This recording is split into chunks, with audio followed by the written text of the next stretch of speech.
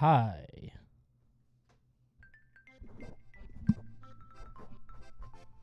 There's like one fur on this. Hi.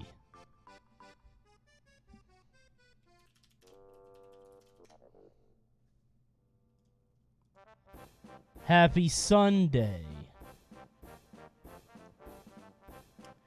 Sunday.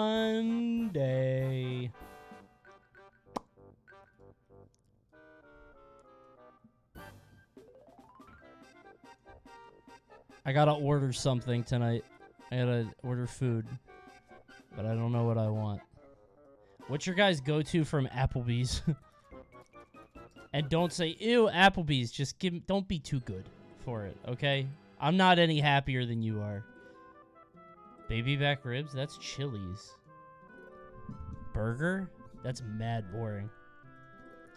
There's nothing really exciting, right? What on the menu invokes joy? Right? I'm gonna just get a salad. I don't know. Grilled chicken, Caesar salad. Yeah, that's fine. Everything's just fried or microwaved, right? Like, I thought Applebee's menu was bigger than this. Actually, I thought they had like a Cheesecake Factory thing going on, but they don't. It's kind of small, actually.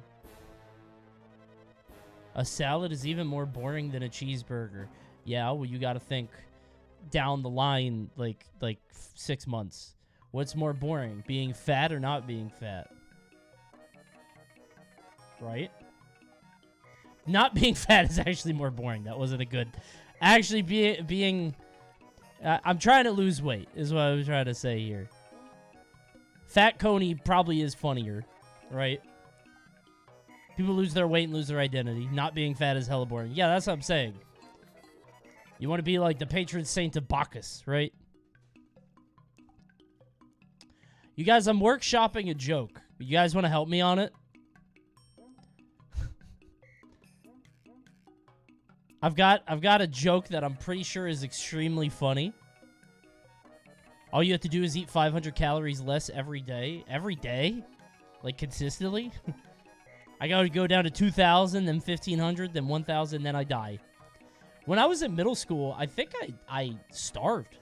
Like, one of the symptoms of starvation is you don't want to eat food, and that happened to me. It's really weird. To death? No, stupid. I had to eat an egg. I remember specifically because I was really thin. I used to be really thin. My metabolism was crazy, and I did not. I gotta look at this fucking menu. Why am I talking to you guys? I did not eat, and then I had to eat an egg. Coney, you've seen those new terrible GameStop ads? No, there are new GameStop ads. Hell yeah, I want to look at that. Oh my god. Absolutely. Just one egg cured your starvation? No, it wasn't like that. It was just, I remember being forced to eat it. Because I didn't want to eat anything. What the fuck am I going to get at Applebee's, dude? Sandwiches and more. The Bacon Ranch Crispy Chicken Sandwich. This is miserable. Kids corn dog? They have corn dogs at Applebee's, but only for children. Don't go in there above 12 years old asking for that corn dog. Gonna get pieced up, thrown out the fucking window. I kind of want a corn dog.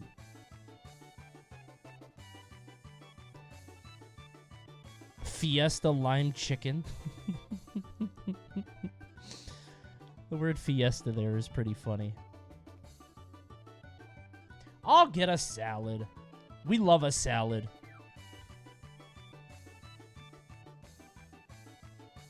I'm getting a salad. Shut the fuck up.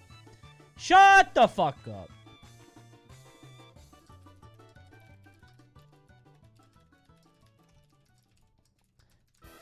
What if I get the chicken Caesar salad wrap? Tortilla might change things a little bit. Is Applebee's the only thing open? It's 7 p.m. There are other options. There are other places you can go. How much does the tortilla add?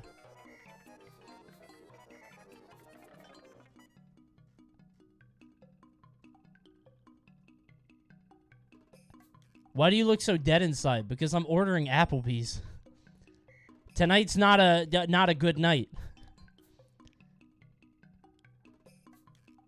This is not, ordering Applebee's is not a joyous occasion. This is no night for celebration. The work week begins tomorrow for all of us, right, fellas? Sunday nights, aren't those the worst? Oh, I gotta go back to work tomorrow? Oh, man. Shucks. What is this? Oh, okay, it's one of these. I gotta skip this. These songs are all the same. Okay. Thanks, Book Love. Do Subula and call the order? Shut up. I'm not gonna do it. They don't have a wrap. I really thought they would. They don't have a wrap at Applebee's. They have a chicken fajita roll-up and a sweet and spicy chicken sandwich. Okay, all they have is the chicken fajita roll-up, which, by the way, I'm not doing Subula, which, by the way, is 1050 calories, and that comes with fries. Yuck. It's too much. So I've got a joke that I'm trying to workshop, okay? And I'm pretty sure it's really funny. You ever think about the first guy to invent bleach and show it to his friends? Because, like, you know, some guy shows up with a big tub of bleach. And he's like, hey, I found this new thing to clean your floors. You know what bleach smells like? If I was one of his friends, I'd be like, I'm good. I'm not gonna put that on my floors, actually. I think I'm gonna...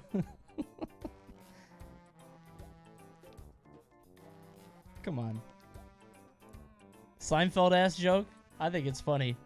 Some guy came 800 times into a big gallon bucket and said, hey, guys, clean your floors with this. There's something really funny there.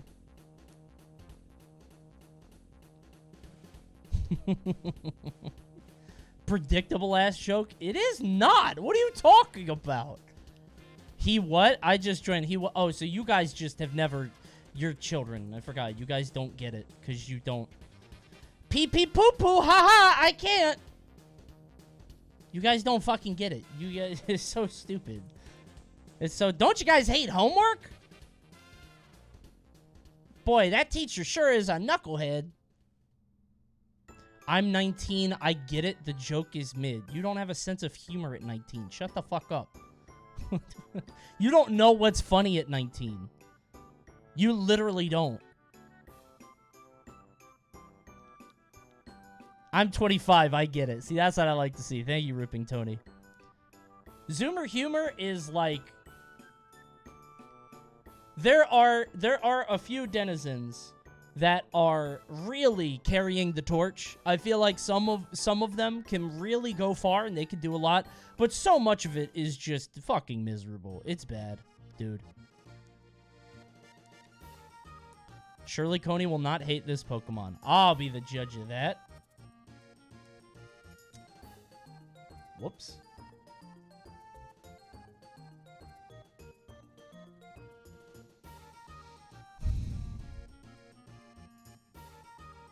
Is this the Trent one?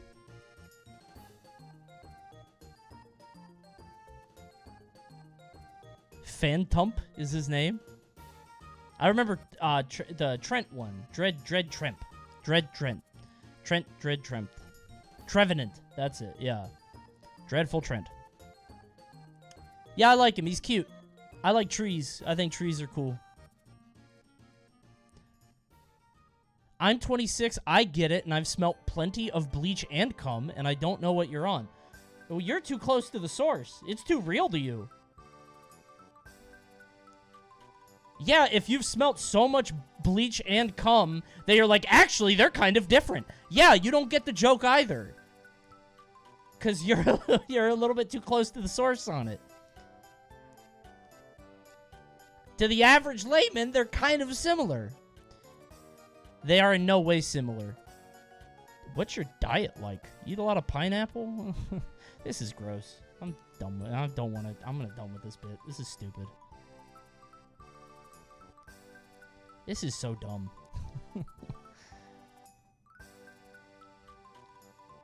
This is so stupid. I'm going to tweet this joke, and people are going to get it right away. And you guys are going to feel so stupid. Because the chat's joke, your idea of a joke, is just saying no. You don't know what improv is. You don't know how to be funny. You just say, that's not funny. That's your thing. That's what you do. What was the joke? I'm not telling you.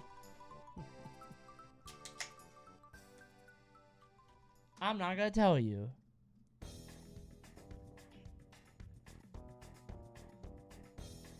I'm keeping that shit to myself. I love this song, by the way.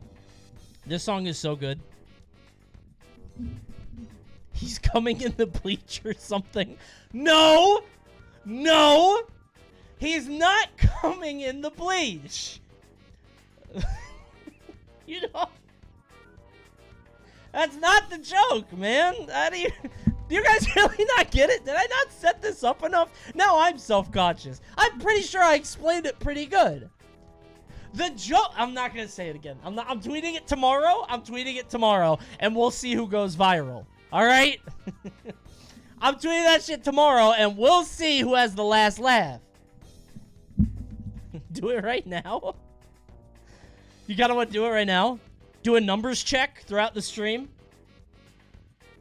This shit kind of hitting. Has like 200, has 200 likes. Damn, that goes a little crazy.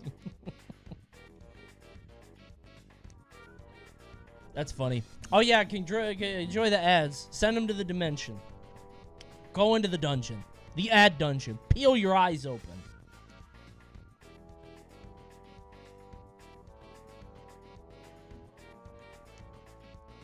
Oh, this isn't the part I liked. This isn't the song that I liked. Is it in Mario Party 3? Is that set a prediction for how many likes it'll get? I'm not doing this while I'm live. You guys will tank it on purpose. If I tweeted a joke while I was live, all of you would be in the replies like, wow, funny joke, streamer, and you would tank it by being weird. You guys would make it uncomfortable for other people to come in and talk on it and reply. Because you guys would make it fucking weird.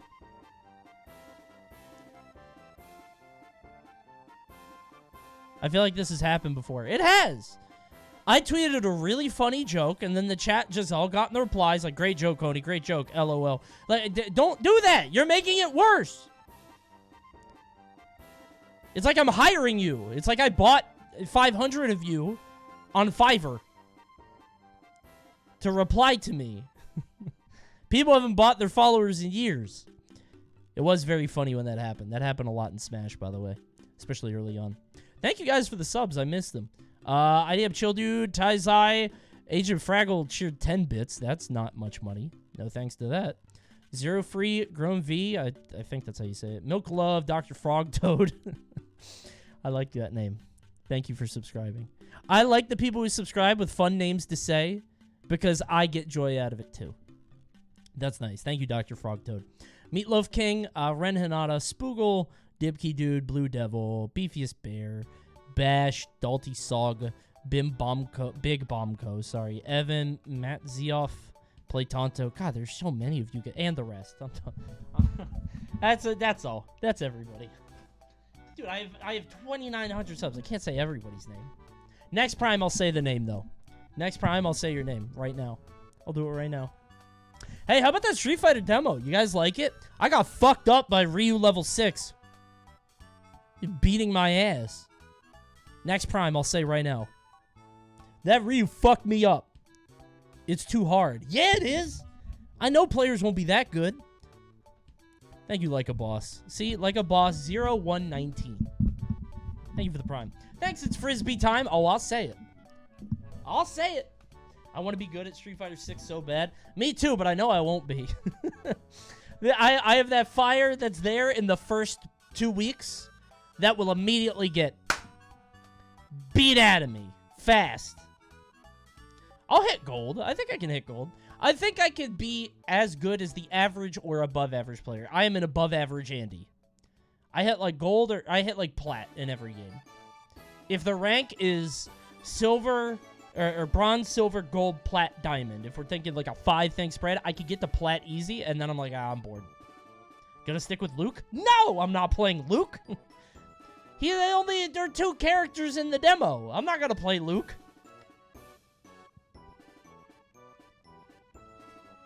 I'm playing Luke now because he's funny. I was thinking about playing Ryu because I could transfer it to Ken. But Ryu has like the install stuff. I feel like he's going to be kind of different now. I don't know if Ken and Ryu are going to be similar. I have no idea. He will play Luke since it's what he practiced. I didn't practice anything. I played the demo for like 2 hours. That's it. Play Baba Yaga. People made way scarier and way funnier creations than me. I was looking around. I can't wait for that Battle Hub day. I cannot wait. That's going to be a lot of fun. Don't make excuses, make improvements. I'm going to show up with heat. Day 1 of Street Fighter 6, I'm going to have a character made already. Fellas, check this out. And then everybody will Omega laugh at my creation. It'll be great. It'll be fantastic.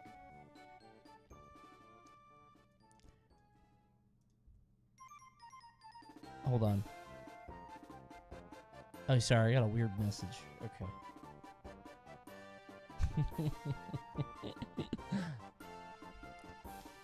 Happy Sunday, everybody. I tweeted this, but I went to go see Adam Sandler on Friday. And Adam Sandler is weird because I feel like he transcends age, but nothing else. Like, Adam Sandler, like, the fans are, like, the same kind of white guy.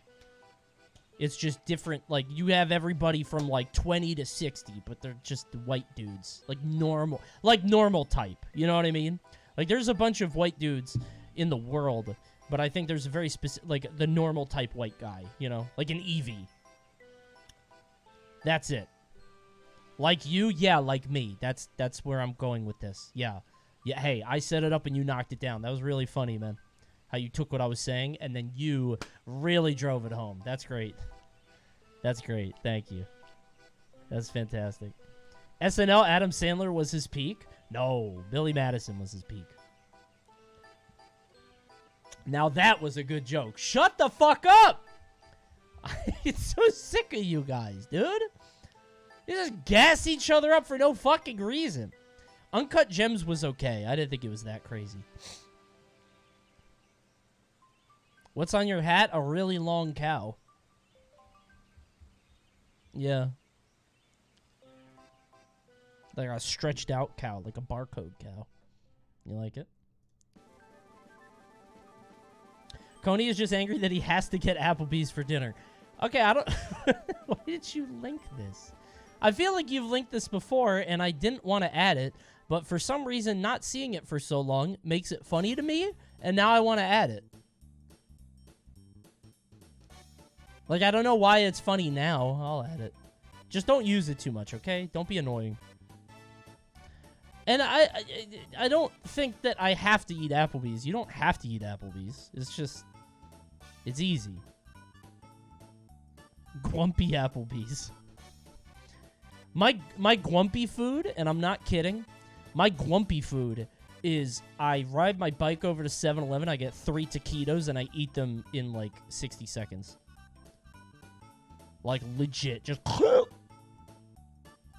I eat fast. Yeah. That's anger? It's more stress than anything. I'm a big stress eater. I don't even think... I think it's because I think. When I think, I do stuff. Like, I pace, or I eat, or I do... You know what I'm saying? Coney doesn't even pay for them. I don't even touch them. I use the tongs. I just get the tongs. If I don't touch it, I don't have to pay for it. You know what I'm saying? So... Do you unhinge your jaw like a snake? Hold on. Maybe I can... I think I can pop my jaw. Let me see if I can give it to you. Hold on. Oh, never mind. They're loose. They're loose. No air bubbles today. Sometimes you get... I assume it's like this. I assume it's like that, and it won't lead to lockjaw, and it's just like harmless air pockets. But one day I might not be able to move my mouth. You look more bald than usual. It's a hat. It's always a hat. It's going to be a hat. Somebody said, because I tweeted a picture of Ellen DeGeneres, and somebody said, wait. Why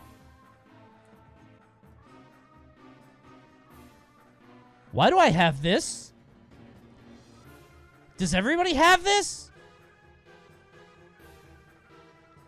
Everyone does? Oh, okay, never mind. I was gonna say, did somebody add me to something? Somebody added me to a fucking group DM and I can't get out. Anytime anybody tries to get out, they pull them back in. There is no way to not get pulled into a group DM. I think you have to block somebody. But then somebody else can add you. I thought somebody pulled me into a verified organization.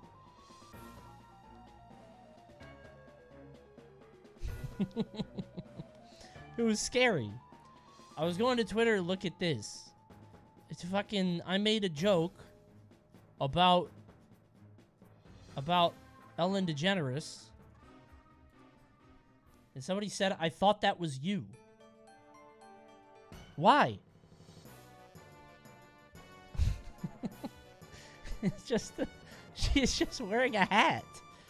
They're not even the same body type. She's wearing leggings, I think. Is this a song medley? There's like 5 different songs in one. It's a white person wearing a hat. Not even like a white, like, the same gender. Like, I don't know. What happened there?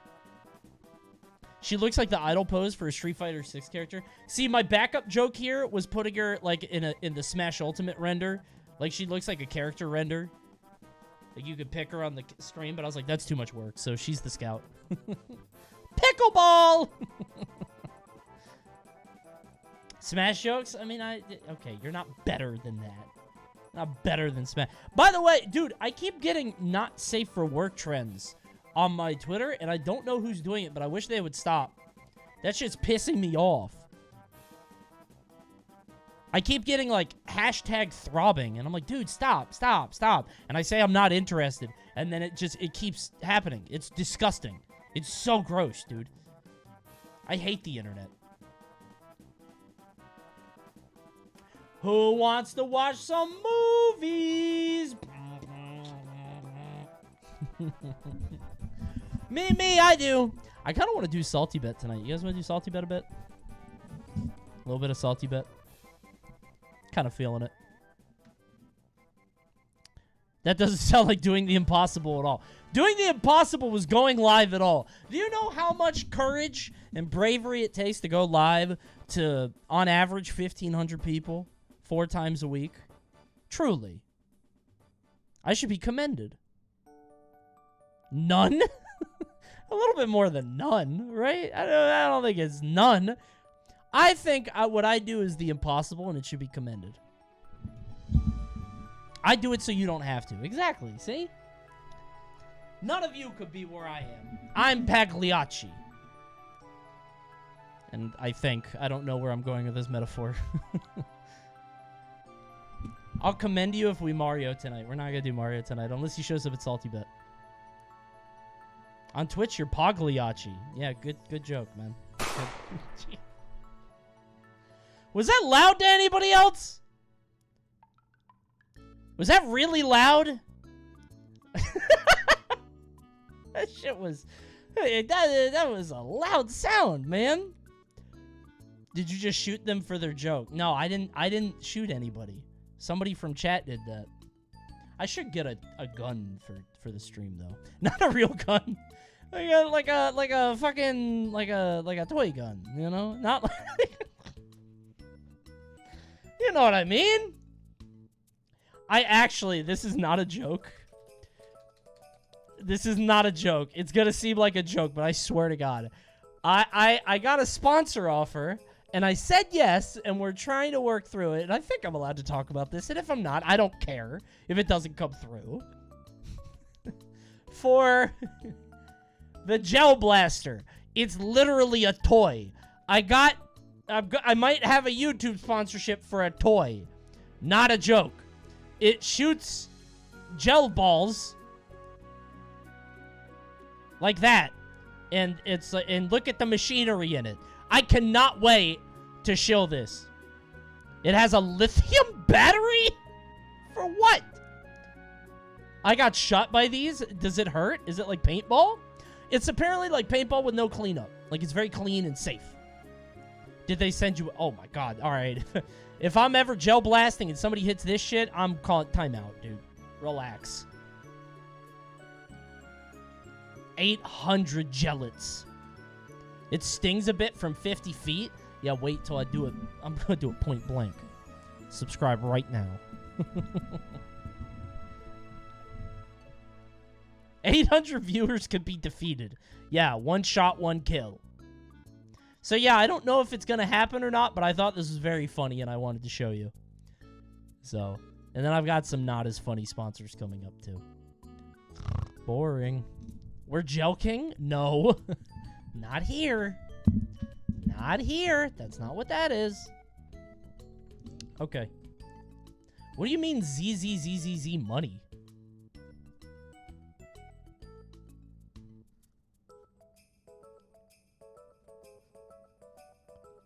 Did you guys see this? Raise your hand if you thought this was fake. Be honest. You're in a safe space here. I'm not going to laugh at you. Did you guys think this shit was fake? I was like, that shit is cam footage. I thought it was real. Well, that's what I mean. I thought it was real. I thought it was a fake game. I thought this was real footage. I haven't seen it. It's a game made in Unreal Engine. This is a video game that you can play.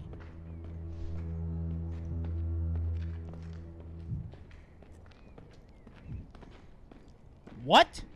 Wait, really? Yeah. I mean, they're still working on it. It's not right now. I thought it was either an FMV or just fake. Shots fired! Shots fired! I don't believe this is real. Like, real as in the game or real as in... Yeah, I get what you're... I think I get what you're saying. I thought it wasn't real and it was like a marketing stunt, but then the dev posted a video of him like going through Unreal Engine and like changing some stuff, and this is a game. Although this like you can kind of see it on this guy when he dies, but I've never shot a guy, so I don't know if that's what it... Yeah, your computer's gonna explode on this probably, right? Wouldn't this like kind of... I don't know. I saw some people in the comments saying, like, this is probably too far. And I'm like, I don't mean to sound like Jack Thompson or like an old fuddy-duddy, but I'm like, yeah, maybe a little. I don't know. You know, kind of...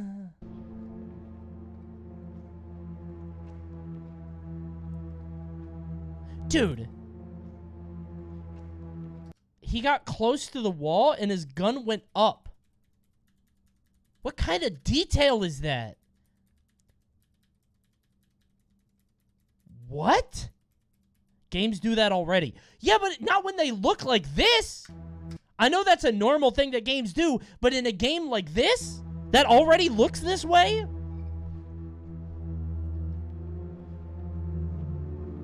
That's pretty standard. Okay, so we're going to pretend like this isn't a modern miracle. We're just going to pretend like, oh, yeah, I've seen this. This game is actually not that impressive. I've seen that for... Can you guys enjoy anything? I think it's neat. This is like a first look trailer, and he added all of that. Coney is so grumpy tonight. I'm just sick of you guys, man. I'm trying to show you something cool. No, it's not cool, actually. I hate it. Also, that joke wasn't funny. It was funny! Where the fuck is Oscar? Okay, I will say I had not watched to the end. I did not watch to the end of the trailer. I only saw the first bit. I didn't see him ask for Oscar. Okay, that did look a little fake. He, like, went into the falling animation. You see it, like, wait. Yeah, look at his hip. Yeah. Oh! Kind of see it. Where the fuck is Oscar? Pretty good. Well, I thought it was was real life. I didn't think it was a game. Fuck me, I guess. Hey, guys. Guess what?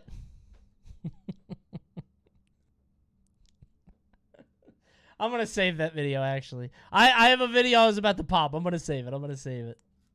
I'm going to save it. I'm like a DJ, you know what I'm saying? And I'm saving that song for later. I'm going to put it to the side, and I'm not going to play it just yet. I thought about it, though. What do you mean, boo? This is what you wanted. This is what happens when a cheater goes to Awesome Games Done Quick. Somebody who has never speedrun the game.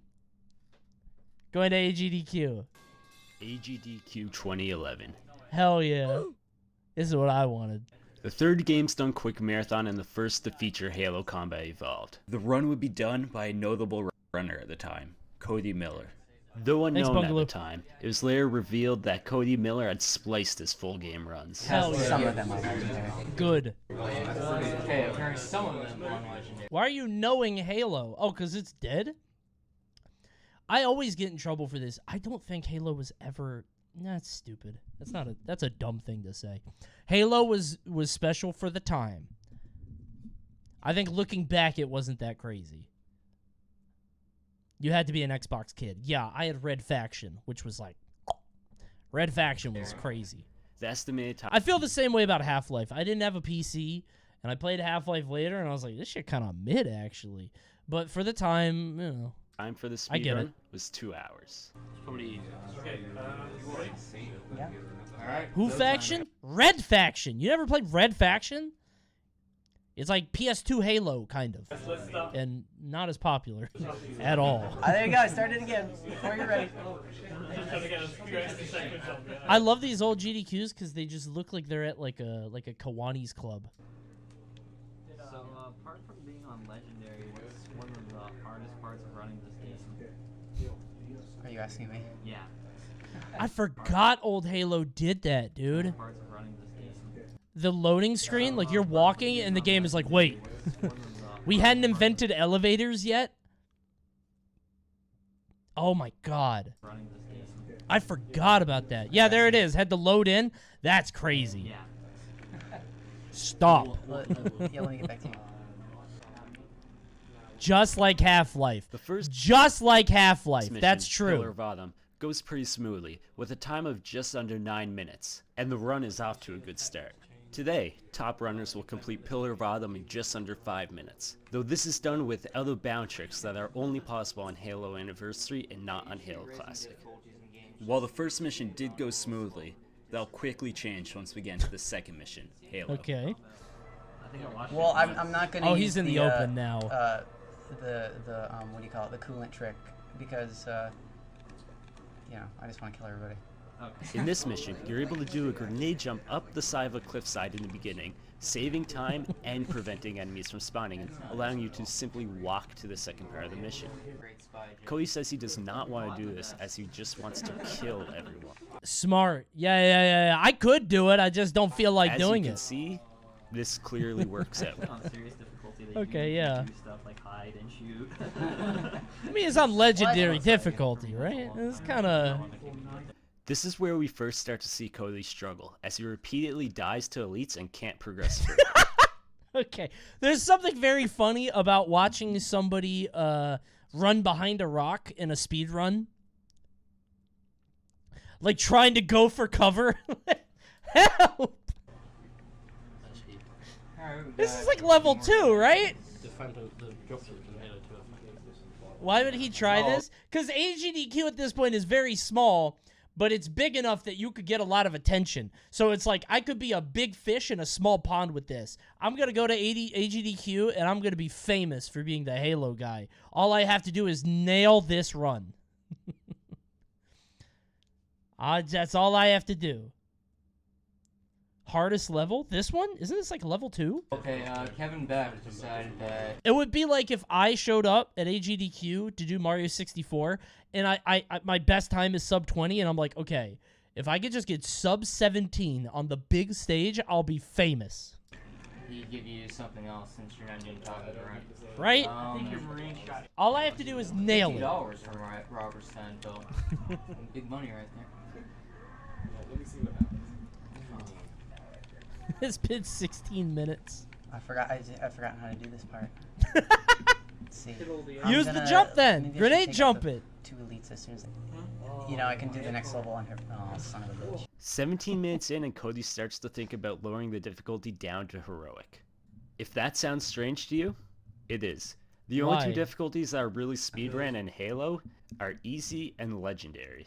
And people generally don't switch difficulties in the middle of runs. Easy The chat thinks you're playing too aggressively. Hey, you're too good. and legendary. And people generally don't switch difficulties in the middle of runs.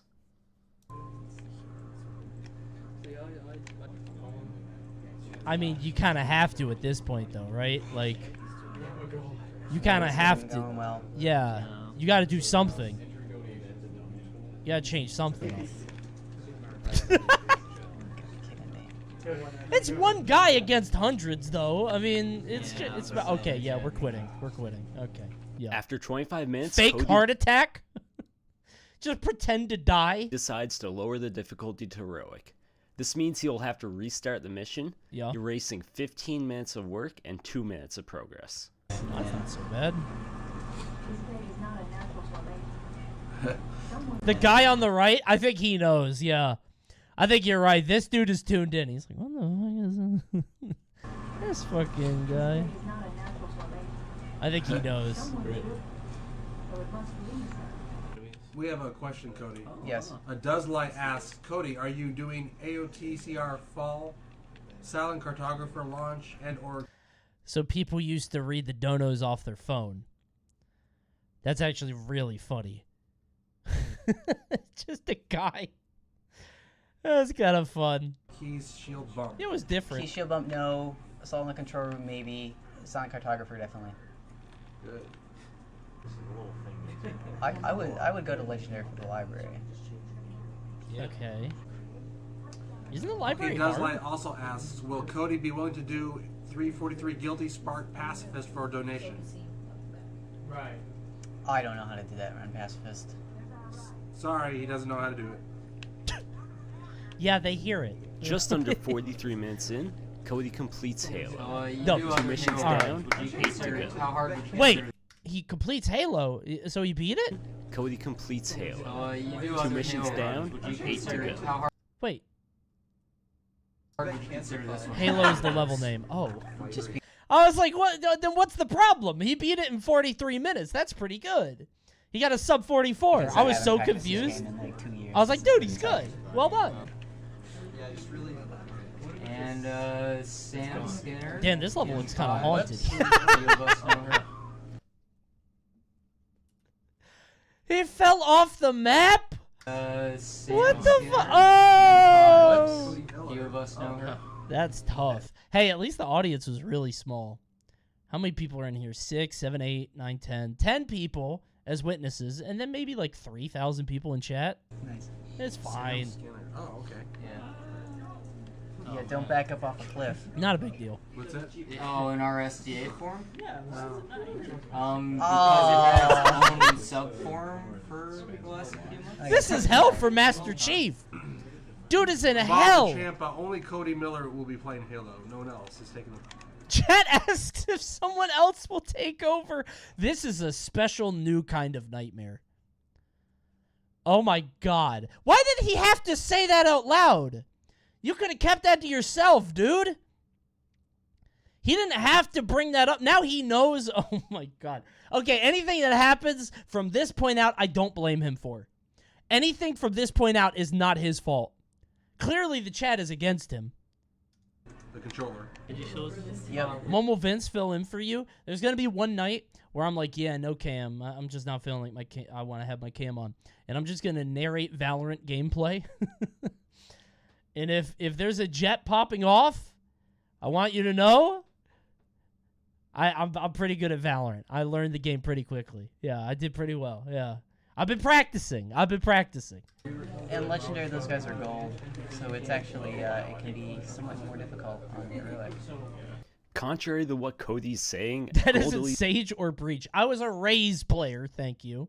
Because she's just damage. Elites are actually the strongest elites. Oh, no, in I played Chamber because he gets free guns. Halo. And this part is That's what it definitely was. not Yeah, yeah, easier yeah. on Legendary. I forgot. Chamber got free guns. Is that for you want to salute? No econ for me.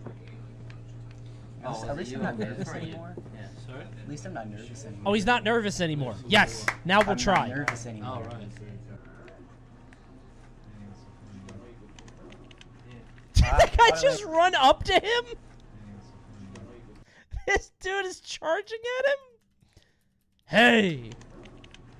Auto aim. Auto aim. He died on landing? Auto aim. Oh my god, dude, that's kind of brutal. He got killed by fall damage. Auto aim. It was auto aim, bro. This feels like a Nathan for you Here, episode. Cody is attempting a grenade jump that will allow him to jump to the third floor of the hangar, skipping a large portion of the level.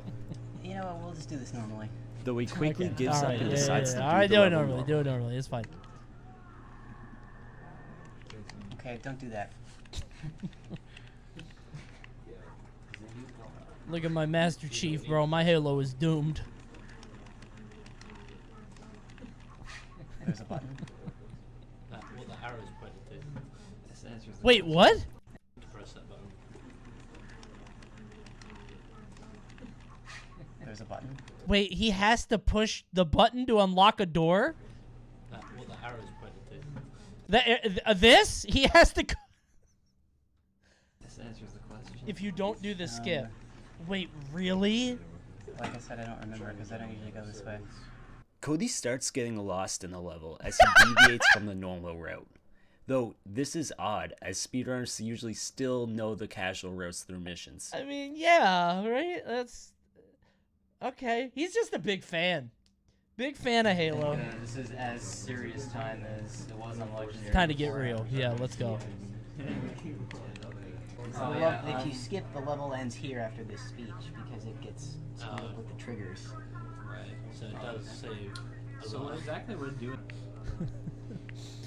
Okay, so we're watching like a short video about this, but they've been doing this for an hour and a half. What are the vibes in that room? Right?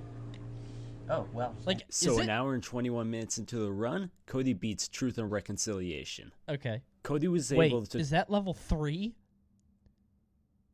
He beat level 3 after an hour and a half? No way, right? trigger the early ending of the mission, That's level 3? which generally only happens after making the previous grenade jump to the third level. Though Cody didn't make the jump completely, he still went high enough to hit the trigger. How many levels required are to there? trigger the 14! switch, saving some time and bring us to the fourth level, Silent Cartographer. Actually, explain a few things. Maybe it just works if you try. Had you actually run Dude, you gotta go. any Halo You game have before to. your When do you give up? famous? This is a Halo 2 fucking legendary? nightmare. I did some individual levels. The run their top. You guys can't. I just realized you guys can't see the time. It's been an hour 20 minutes. This is actually a nightmare. talking It's like about showing here up to the is a final exam and you single never went to segment class. Any Halo games before your famous Halo 2 legendary? I did some individual levels. The run they're talking about here is a single segment deathless Halo 2 legendary speedrun. If you played Halo 2, you know how brutal that legendary difficulty can be. That's why his Halo 2 run was seen as such a big accomplishment. This run actually earned him a spot in the 2007 Guinness Book of World Records. Damn. And was verified by the very reputable Twin Galaxies. This is on everyone else in the room's fear of confrontation getting him to stop. I mean, kind of, but also, like, what are the stakes at GDQ, right? It's just dudes playing video games, right? It's not like it is now where, like, there's a level of prestige. You know, it's... And they don't know about... I don't know. This is probably the first scandal they had, right? It was later found They're posted up in a fucking IKEA with 10 dudes. I don't know how many of you guys were like watching at this point, right? How many of you guys knew the early vibes? that he had actually cheated and spliced runs for this record, which is probably not a big surprise at this point. Apologize. I'll never forget there were two legendary vibes that were I don't think will ever be replicated. One of them was early GDQs, and the other one was every time a new Five Nights game dropped. Genuinely. Because the first time that Five Nights game dropped, it was like, what the fuck is this? And everybody's playing it. You're like, what? And then he just kept making them every, like, 6 months. And they would just pop up out of nowhere. It was just like, here it is. It was, those vibes were very unique. I'll say that. Thanks for that. He would make them so fast. Try is a sequence break. Normally when you Different come back world. here, the door would lock before you could get through it. But if you They came out so fast. Dude. if you Wait, did his car get stuck? Go around. What? if you Oh, does he have to do a skip? Okay. this does save a lot of time. Clip through. Yoop. There we go. Oh, he got it. Oh, That was pretty wow. good. Yeah, that skips a lot. That was nice. Now, Hold on, Cody. here comes the hard part. Ah, damn it. Ah! Oh, you have to clip the little edge and then Come on, Chief. Yep. Oh, wow. Yoop. Oh, man. That's really tricky. What do you do there?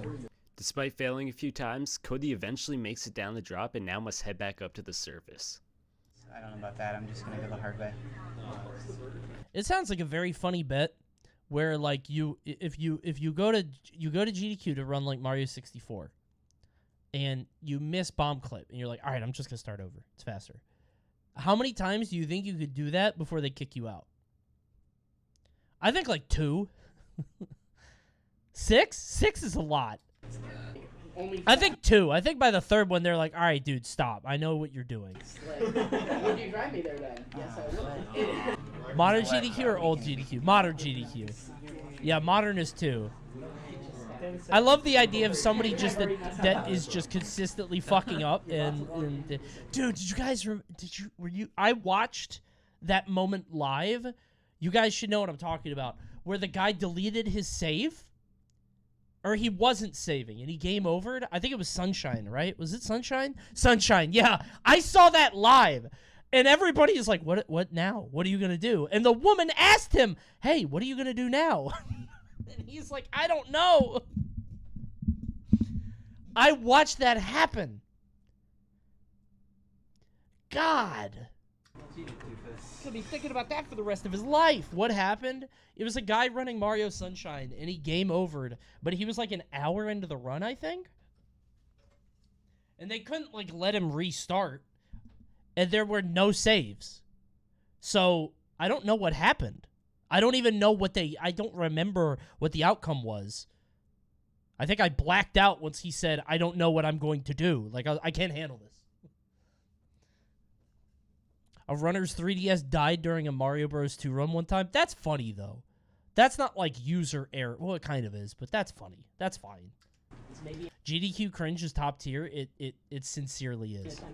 GDQ is like NASCAR. You're just tuning in for crashes. That's all you want. Wow. Did that guy just ransack him? Get him! Die! Are you kidding? That's pretty good. He wouldn't have none of it. That guy was not sniffing the chair, I don't think. I think he leaned over to get something. I think. I don't An hour and a half in, and Silent Cartographer is done in one of the fastest missions you'll see this run, 8 minutes. Now it's time for Assault on the Control Room. This is probably the part of the run where it starts to get really messy. Okay. I know that might be surprising because we're an hour and a half into a 2-hour Yeah, we're run, 90 and we're not minutes even in. halfway Let's done. go. But Lock trust in. me, Happens. Cody is going to try and drop off a bridge early in this mission. This will prevent enemy spawns and is a major time save. Ooh. Good curve. He's dead. That was even closer. Oh, he didn't get it? A lot of sliding. very good precision and luck. I really prefer If You'd Be Quiet is my favorite. I can't watch that because of the sound in the background. That tomba sound that's like the music. It's so sad. It's so sad. It's the difference between doing a level in 20 minutes versus 5.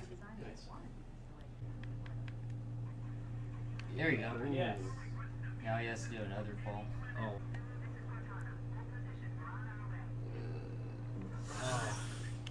Yeah.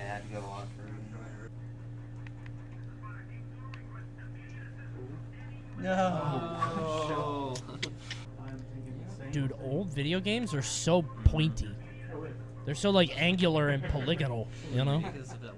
Cody So once again sharp. fails trying to go for the trick and decides to do the mission normally. If you'll notice the Hell timer, yeah. Cody had spent about 7 minutes trying this bridge He's jump. just playing the game.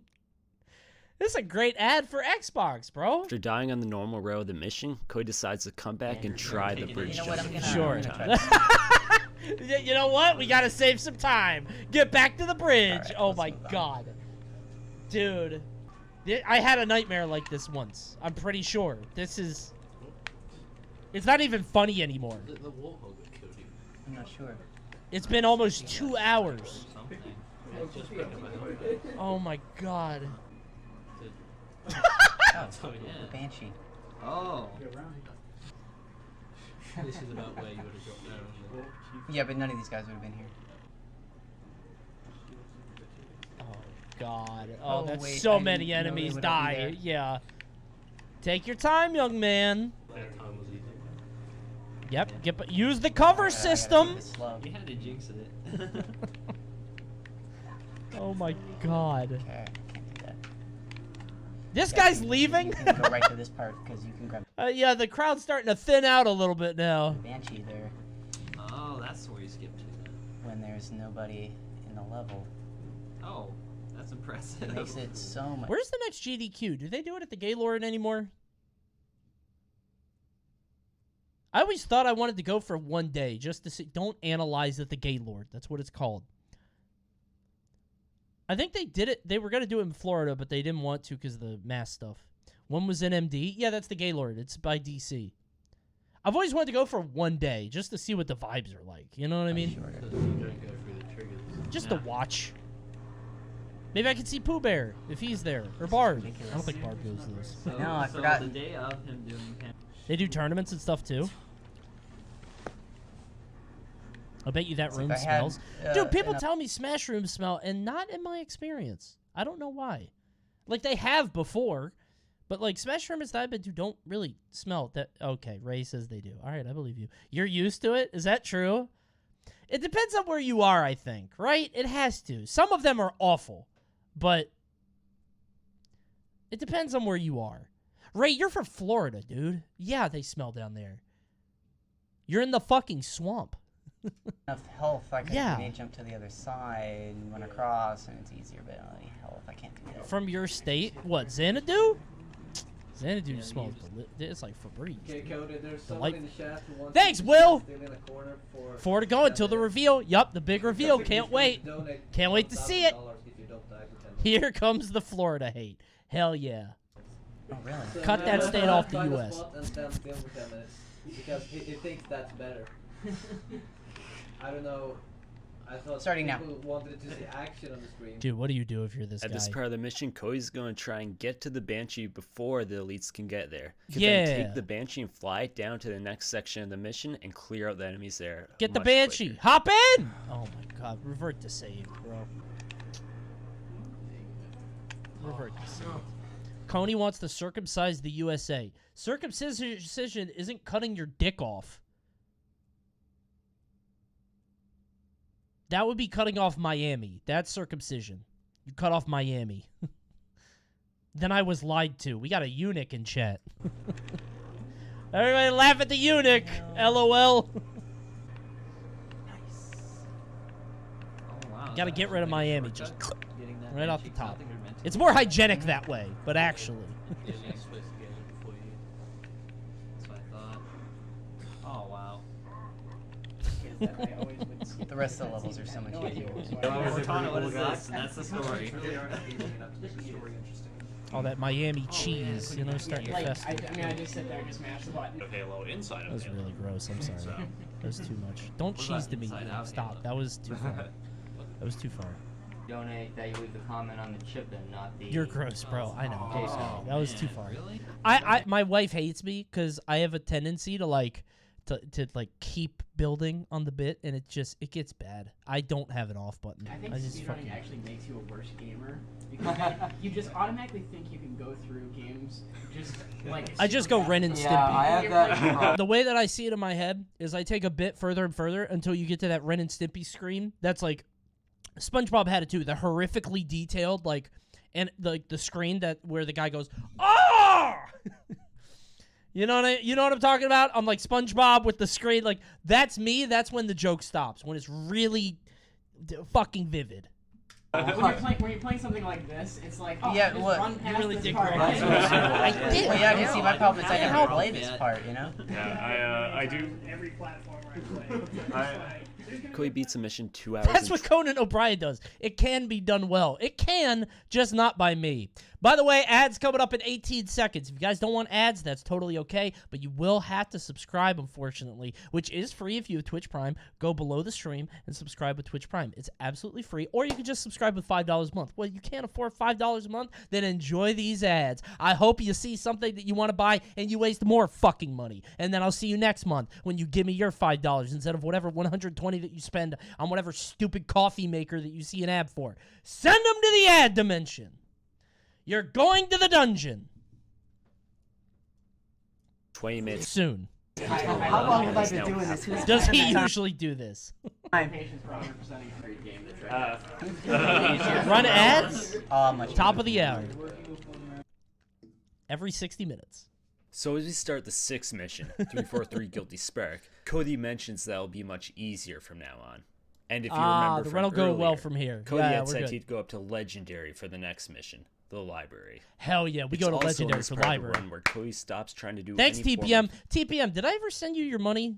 I tried to send you your Wheel Champ money, and then it said send without confirmation, and it wouldn't let me, and then I asked you for your number, and I forgot to follow through.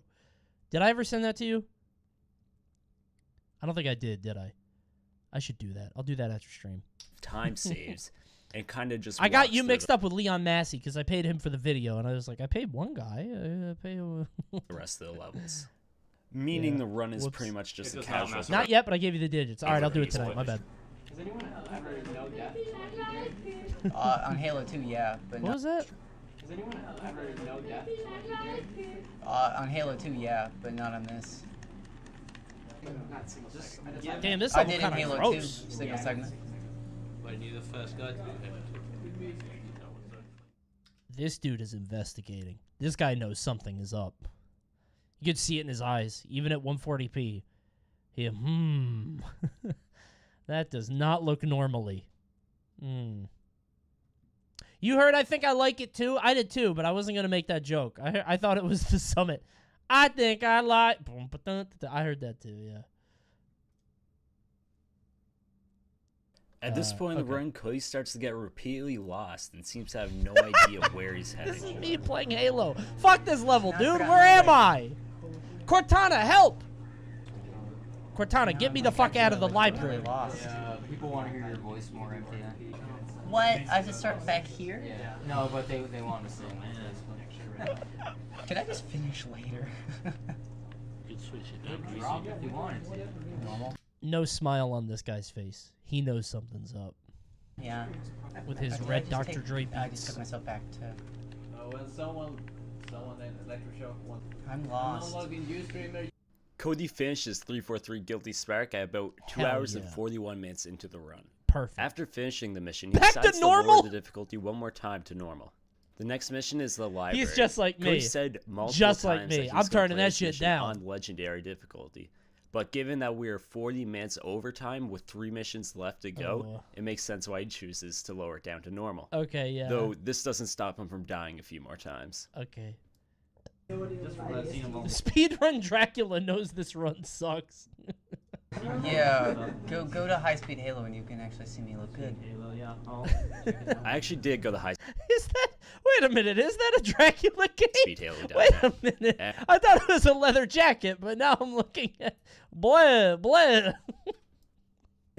I want to verify your Yeah, time. go to high-speed Halo and you can actually see me Speedrun, you love. Halo, yeah. I'll check it out. I actually did go to highspeedhalo.net, Uh-huh. and this was the first thing I seen. So cool, man. Yeah. Unfortunately, I didn't see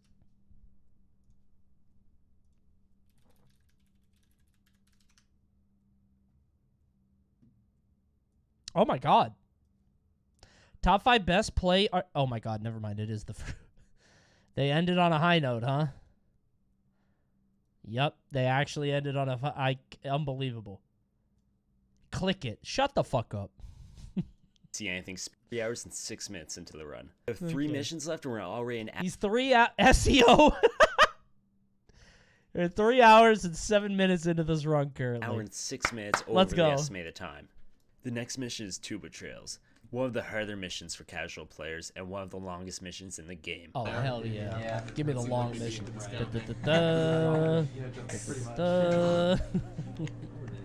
Oh my god! Bro, he got gatted up! Pretty much. He reloaded and... Oh my god! He's spawn camping! Yeah, I know what he means, but Good lord! Thank you. I think he needs some help. I know, I do.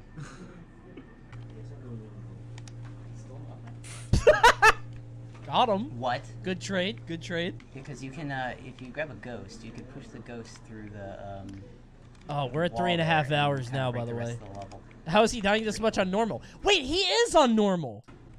You're right, I forgot! I was gonna say, we're just gonna test in the rest of the level. No, here, I'm gonna do the ghost. Da da da da. Da da da da. give a hands. I know you guys are hating. How are more people showing up to see this? If somebody told me this was happening, I would show up. I would absolutely show up to this. No. I would absolutely appear for this. Coney Valorant name? Shut up. On the right side or the left side. I've had the itch to get back into Valorant. That's not a joke. But I feel like I always have that itch, and Street Fighter's coming out, so. 3 hours. Also, I feel like it's illegal to be over 30 and play Valorant. That's like that. The vibes are not there. Me be arguing with a 22-year-old. Hours and With 49 his fucking dumbass accent. minutes into the run, we are It's done with stupid. Tuba I don't like Trails to do and that. now on to Keys. League itch. I'm never going back. I want a coin like an AA for League. I want that so bad. Alright, so how long am I I'm proud of myself. 3. I love you guys. The Rift calls? No. The time we lost here. Damn, he got no reaction from that. That's fucked up. Look, I love you guys for putting up with me. Listen. Alright, so how long have I been doing this? 3. I love you guys for putting up with me. Damn, nobody eased the tension there. Nobody was like, it's okay. Oh, that's fucked up. Nobody did anything for that, huh? Ice cold. Tough crowd, yeah. I mean, if you've been there for 4 hours, imagine being the guy who has to run after this. Just keep checking your watch. You're running like the lost levels. The time we lost here. Oh yeah, and see, I have to do the whole thing because I can't do this. Coney after streaming some dumb shit. Yeah, I streamed like an experimental idea. It goes terribly. Hey, thank you guys for watching. Thanks for sticking around. Chat, just people stare. Well, last level I'm good at. So The Roblox stream. No worries there. But why can't TikTokulon. You know what? TikTokulon was fun. I don't Come even- on. I have no idea where I'm Coney going. after a bounty. Hey, we're popping one tonight. It's for a movie. I will be We're doing one tonight. That's the second time we've had a run essay. Great chess I will be session. totally honest. Did I tell you guys my chess idea? I think that shit is still so funny. I'm going to leak it because I already leaked it before because I can't ever actually do it. No, I'm not going to leak it. I have no idea. I've said it on Like, stream number before. one thing you would I'm hear not about going saying to. is, I had where so am I- many where am I funny going? chess Yeah, number ideas. one I'm thing gonna you do don't that Ninja Gaiden. Where am I going? I can't figure this game out. Is it for cheating? Yes. Just over shit is 4 hours funny. into the run, and we are Leak it? It's just me playing chess against real people, but I'm like, ooh, this level's hard. Let me look up a guide. And I have a cheat engine. And I just cheat against people, and I get high ranking. I'm like, ooh, that was a tough boss. Like, I have a walkthrough of chess. I thought that'd be really funny. But the problem is that people would get actually mad at me. They'd be like, oh, you're cheating at chess. There's, like, prestige, you know? I get banned finally right on away. the last mission in the game. I think that's a mad funny. Ooh, that was a really hard boss. People messaging me, telling me to KYS. I should note that This AI is very convincing. run has now doubled the estimated rude, time, though. and we still have a mission to go. It depends on the discs, actually. Like, if you try to It'd be play funny for a couple of minutes. That's the issue. It seems like a YouTube short, maybe. Same with like I had an idea, and you can't do this because it's patched out of Slippy. But I say that I invented wobbling on Slippy, and I just chain grab everybody, and I'm like, wow, how come nobody does this? All right, so I think I still remember most of the tricks on here. That might be fun, but Squidward, I think. but you're right. I feel like the joke gets old. Like you can't do it for an hour. You know? I have a lot of ideas like that, like funny bit ideas that are like 10 minutes, which I probably could do still. Whoa. For what? Food nipple. And that is? What? An Easter egg. I'm gonna nipple? Food.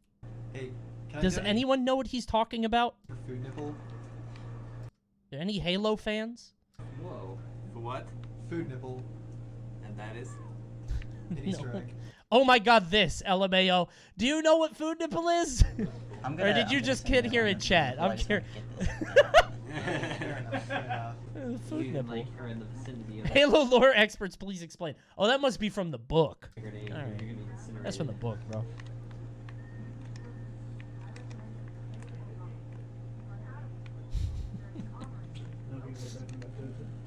One is going Wait, to be- one more fusion reactor to go.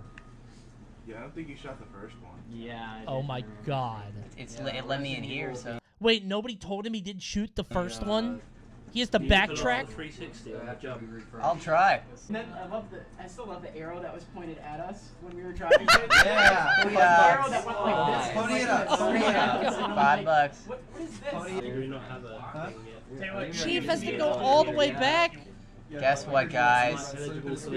What's that, like 4.5 hours? No. 4:17. No problem, yeah. And time. Savior of the galaxy. This is torture. He should have just stopped. I think he learned his lesson. I would hope anyway. Yeah. So after 4 hours and 17 minutes, the run is over. Great. And if that's the last you think we've seen of Cody Miller, guess again. Cody was actually invited back to AGDQ in 2012, where he would speedrun Halo Reach on Estimate 250. Why did we bring him back? Why did we do that? I know that fan is working overtime, dude. That fan is tired. Whoo! That fan is burning out. That's funny. Legendary. Though we didn't have to lower the difficulty this time, he was still Well done. 22 minutes over his estimated time. I mean, that's not too bad. That's it for me. Thank you for watching. Pretty good movie. I like that. That seems like hell, straight up. But very funny at the same time. Do you know about I Like That Jump? Yeah, I know about this. I don't like showing this because it feels like bullying. This feels like... this guy has caught so much shit. This chibi guy. Man, I don't like talking about it. Like... Hold on. There's a guy named Chibi from speedrunning, and he was kind of... He's famous for being laughed at. This has 602,000 views, and I watched a documentary on it from 2 months ago. This shit has almost 500k views. I think people know about Chibi. I don't think I've seen this.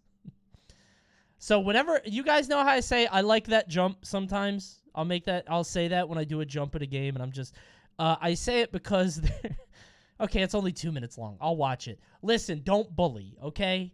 This was a long time ago. It's a funny circumstance. Here. This is the clip. All right, here we are. So this jump, I don't know if it has the context. This is a jump in what? The 9th level of hell is just being put on a couch in front of a game you've never seen before. Yeah, I feel like there's something really to that. Like that sounds like that's like the punishment in like a Impractical Jokers episode. Like, we're here at GDQ, and all Murr has to do is sit on that couch, and then he sits on the couch, and it's like the NES game Gimmick, or like something in Japanese he doesn't know. Says you could beat the game in 45 minutes, and then you just have to beat it. You know, something like that. Something really technical. There's a really funny bit there, right? Sal falls over laughing. Murr is tonight's big loser. We're going to send him to GDQ with no idea how to play Gimmick for the SNES. That's so funny. All right, so what this is, what this is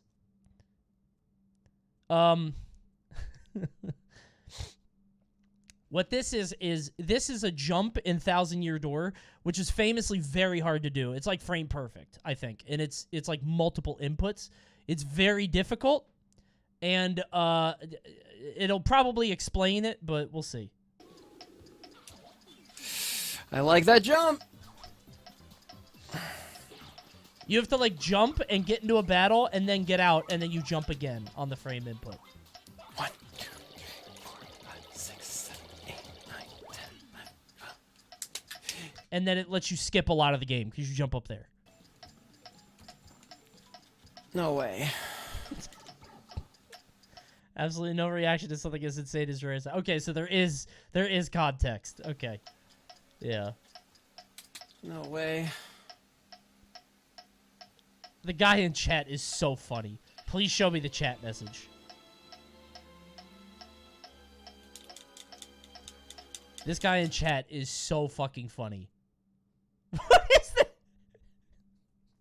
Oh, there he is. Something didn't seem right about that. I am accusing you of cheating. Oh my God. Dude, straight up, he declared it. He announced it. I am accusing you of cheating. I will analyze this later and conclude with more information. Can you imagine being him? Could you fucking imagine the feeling, the sinking in your heart, right? Oh, no. Oh, man.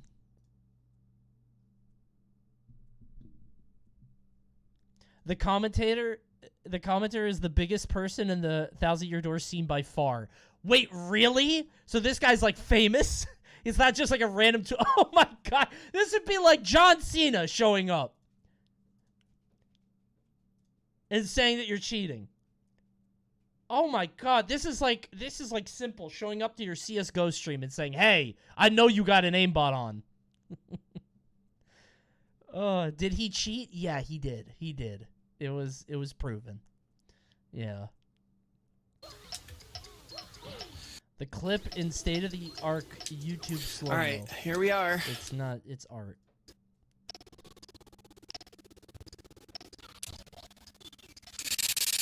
I like that jump. So if you ever hear me say I like that jump, that's why.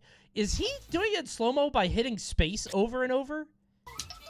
We really didn't have technology, yeah. 1, 2, 3, 4, 5, Just 6, holding 7, space. 8. That's funny. Back in the day. Yeah. Okay, you got me. The first time was legit. Chibi, you can either fess up now or face the consequences. Oh my God. On Skype, too. Is in 2015. Almost 8 years ago.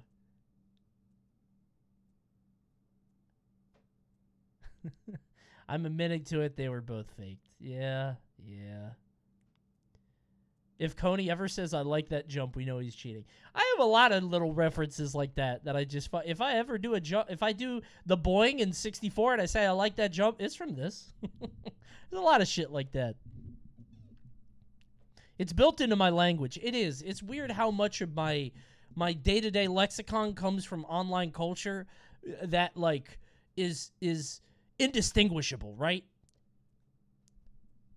Like, nobody would know. Nobody would guess. But it's all from just spending a lot of time on the internet. 30% of my vocabulary is from Homestar Runner. See, I feel like I should have liked Homestar more than I did. Like, Homestar, I always turned on. I was like, yeah, this is funny, but I don't want to watch any more of it. I would watch one thing, and I'm like, okay. Like, it was funny, but I don't know.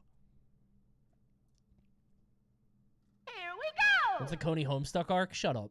I was the black kid who awkwardly gasped your name as you were walking into Xanadu as I was walking out. Oh, You hey, what's smiled at good? me, thank you. Yeah, thanks for... I didn't know that was you. You should have said that was you. I would have said, hey.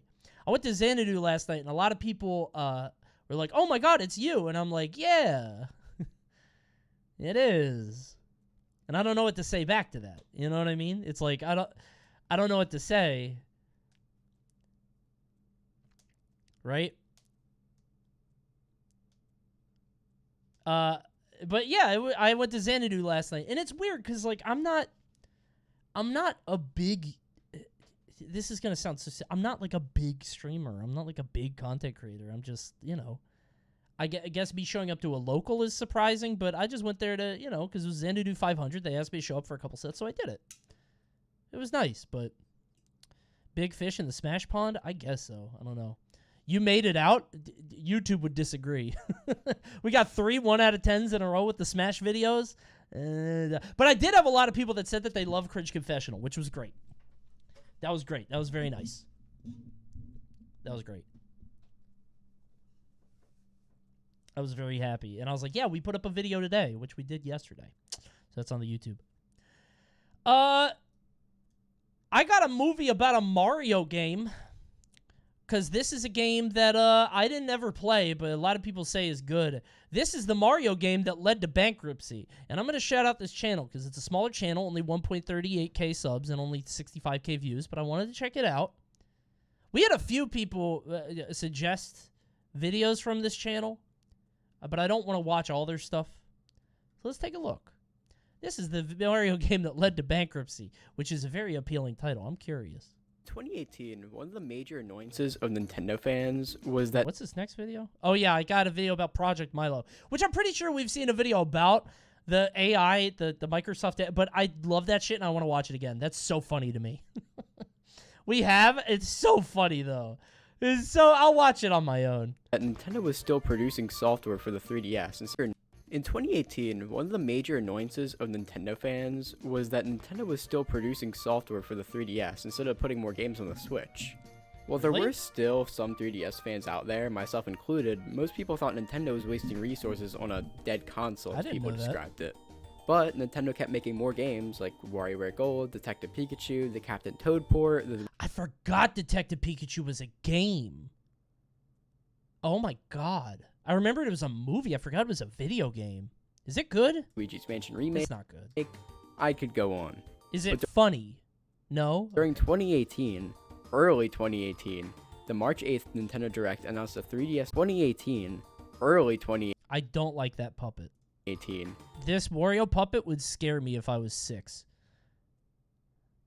This would be something that I took with me the rest of my life, and I would explain to other people, like, you ever play WarioWare Gold? You remember the Wario puppet? They'd be like, what the fuck are you talking about? I would remember that vividly. I remember I had an old VHS tape with old claymation animations, and they really... Claymation is so bad for young minds, genuinely, unless it's Gumby. But if you ever make a claymation figure that looks like a human, it's bad for young children. It's bad. The band, right? Tubby the Tuba. It was Tubby the Tuba, and it was a cartoon about John Henry, the steel driving man. And there's the scene where he's, like, trying to beat the steam engine, and he's doing this, and then he dies. Wallace and Gromit was good. I'm not watching that shit. It's British. The March 8th Nintendo Direct announced a 3DS title I love Claymation. So do I, but it's freaky. Claymation is objectively, like, the freakiest medium for some reason. Coming. Nintendo announced a full remaster of Mario & Luigi Bowser's Inside Story. AlphaDream, developers of the Mario & Luigi... Wait, they did a remaster of this? ...series would be the developers of this remaster. Why? I thought that was the main game. I didn't know it was a remaster. Alongside internal Nintendo support by Nintendo EPD Team 2. Although what made this even stranger is that it was released for 2019, and it was announced so early in March 2018, we were shown a brief overview of the remake. That's a little with weird. Upgraded visuals. I like that Toad. He's cute. And the side mode Bowser Jr.'s Journey. The reception was positive for the game itself, but overall it was quite mixed. Isn't that kind of gross? Like being in Bowser fight. I don't like that. A lot of players are confused by the decision to remaster Bowser's Inside Story when you could already play it on a 3DS Depends who you ask. since the original was on the DS.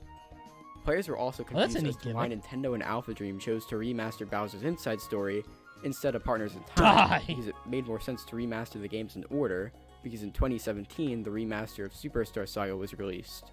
Lastly, fans were Wait, they confused remade all those games? Why? as to why this couldn't just be a Switch remaster. It'd make more sense since it'd be releasing in 2019. Not Partners in Time, just two. Okay. And the Mario Luigi series. I don't remember what they were. I remember Superstar Saga is the first one. That's the only one I played. It's one of the bigger Mario spin-offs, still didn't have a Switch entry. Nevertheless, it still looked like a good remake overall, just questionable from a business perspective. And thus, fans waited throughout the year as we only got a few trailers, most of which a few months before launch. Japan ended up getting the game roughly 2 weeks earlier than other countries on December 28th, 2018. And They the game always released win. Although I don't think they had the Mario movie. Oh, they just got it. Never mind. for the rest of the world in January 2019. The company couldn't figure out how to make 720p games, so they kept making 3DS games instead of Switch. They didn't know how to downscale it? Is it hard? Mario & Luigi Bowser's Inside Story Remastered is pretty good. The updated visuals do look great, although many prefer the classic sprites from back on the DS. Oh, he's back? I thought he was only in Superstar Saga. I didn't know that. On the DS. Huh. Although the updated graphics do cause some character designs to become more generic. Everything mainly stays the same though, I didn't know Fawful was gameplay-wise, still around. combat-wise, Okay. story-wise, and so on. Neat. The game also only runs at 30 FPS instead of the usual 60 for some reason. But we're not talking about Bowser's Inside Story. As superb as that game's characters, plot, gameplay is, that's a discussion for a different day. Okay. Today, I want to go over its side mode that statistically less than 50,000 people played. Jeez. That may seem like a high number, but It's this not. remake was one of the worst selling Mario titles of all time. In fact, the last time we heard of it, it surpassed 34,000 sales. Hold on. Wait, are these the worst selling Marios ever? Hold on. Let me get out of the way.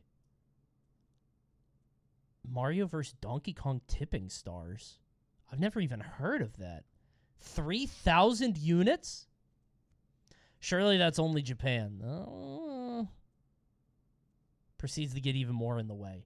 You know what, chatter? Shut the fuck up. How about that? How about the... Oh, wait, I can't... I'm trying to get bigger. It won't let me.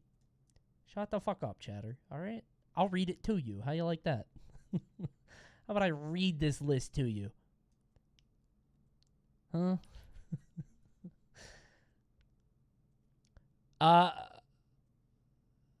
Yeah, Mario vs. Donkey Kong. I don't know Tipping Stars. I've never even heard of that. I bet it's like you tip the console back and forth, right? Yeah.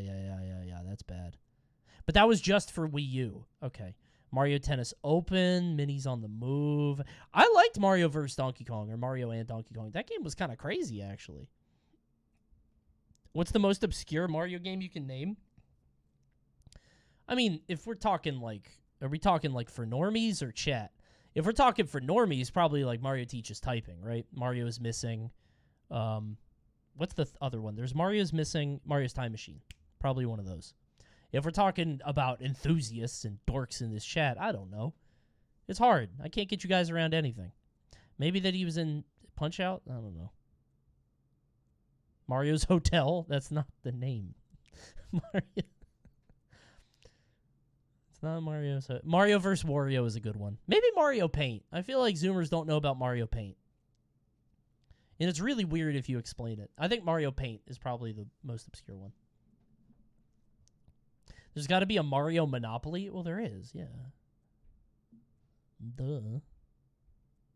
Zoomers don't know Hotel Mario as much.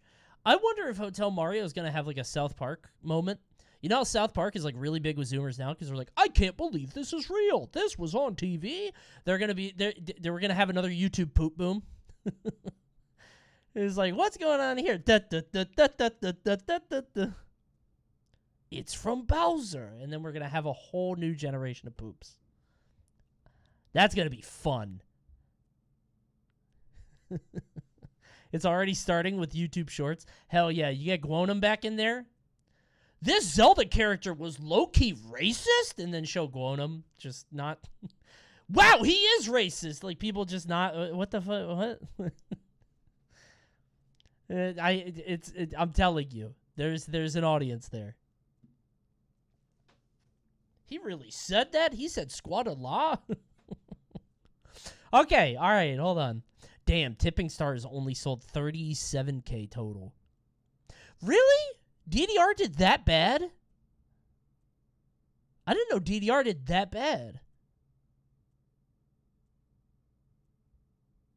This has to be Japan only, right?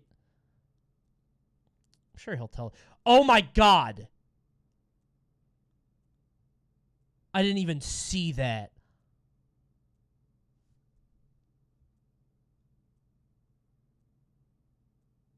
Wait, why does it say 2011? Wait, what? I'm confused. That came out in 2022, right? Typo? You think so? I don't know, whatever. That just dropped. This is inaccurate. I mean, it's still... I think it's not going to sell anymore now. It's not like it dropped 2 weeks ago, right? Right date, wrong year. Okay. Whatever. Damn, dude. Well, I wonder if they're in trouble for that Strikers game, because like Next Level Games hits. They're good at what they do, but that game was bad. Dude, having a failing Mario sports game on the Switch has got to cut your funding, right? If you fuck up on the Nintendo Switch, I bet Miyamoto is like, you're out. Get out. Get out. Like, it's the Switch, right? Mario Strikers Battle League sold 32,173 copies within its first week of release in Japan. So this is first week of release in Japan. This is probably in Japan total, 78K. Is soccer big in Japan?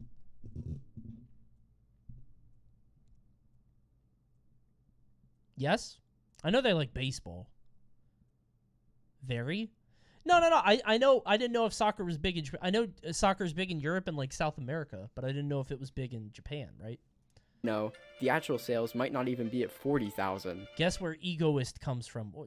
Okay, I know there's a soccer anime, but there's volleyball and there's basketball and there's there's an anime for everything. We also need to take account the amount of players who likely even completed the full side mode, start to finish, including the post game. This is where at least 40% I'd say went through all the levels of the side mode. So, if we're assuming roughly 50,000 people bought the game, okay. 40% of 50,000 is 20,000, meaning roughly 20,000 people actually played and completed the side game. Okay. Numbers aside, let's talk about the side mode itself. What's the side game? Okay. Bowser Jr.'s Journey is the second side mode created in the Mario and Luigi series, following the same gameplay format as its predecessor, Minion Quest. The game follows Bowser Jr. and the fellow Minion allies as they travel through the Mushroom Kingdom. I think I remember seeing this on a Nintendo Direct, and I was like, nobody's playing that shit. In order to cure the Blorbed Minion. Here's a list of the best-selling Mario games. All right. Really? It's baseball. That was a good one. I liked that one. Dude, that's crazy. Paper Jam, where they mix the two? Actually, that makes sense. Mario and Luigi isn't huge, and Paper Mario was, like, on a downturn, right? Because of Sticker Star. Color Splash did that bad? I like Color Splash. Coney, you flipped it. Yeah, I know. Yes, I know I flipped it. It's by the least. Okay, just to be clear, did you think that I was saying that Superstar Baseball is the most popular Mario game? Did you think I'm that stupid? You thought I thought you were baiting.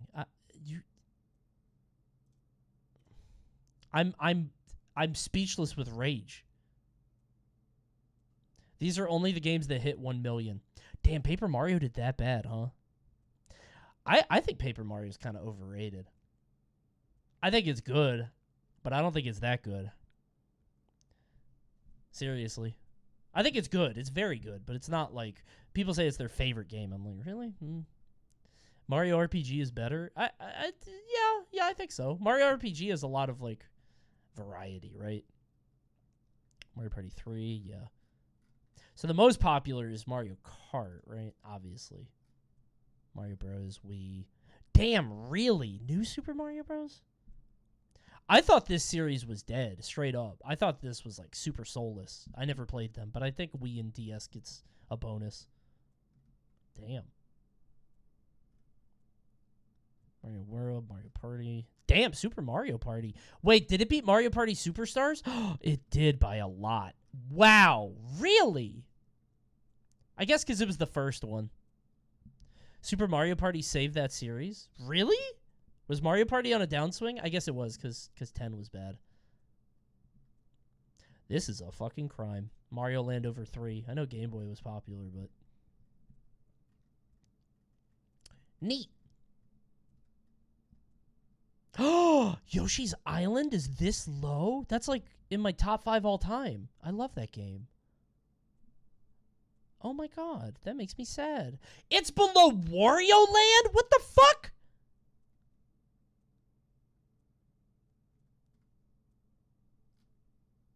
Lost to Tennis Aces. Yoshi's Island is like one of the greatest games of all time. Front to back. Genuinely. That game is perfect. Hell yeah! This is another one of my favorite games of all time. Straight up. Top 5. All time. All fucking time. That game is fantastic. Oh, Battle League's right here. That's not bad. Yeah, 247. Okay. That's not bad. It did okay. Beat Mario RPG, a lot of Mario Party. Dude, Mario Party really isn't a system seller, is it? Or it's not a seller, I guess, in general. Mario Party isn't that crazy. Huh. Where's Sluggers ranked? Here's Super Sluggers. I mean, the GameCube one is at the bottom, but... You need friends for Mario Party? I guess so, yeah. Would love to hear your top 10 all time. It's too hard to say. Probably some mixture of Streets of Rage 2, Frequency, Amplitude, those two together. Lisa, Donkey Kong Country, Yoshi's Island. I don't know. Bloodborne? No, not anymore. Is TF2 there? I think it would have to be. BioShock. Probably Sekiro over. Psychonauts, yeah, Psychonauts is on there. Honestly, I'd probably lump Psychonauts 1 and 2 because I love 2. 2 was great. What was number 1? I don't know. Banjo-Kazooie?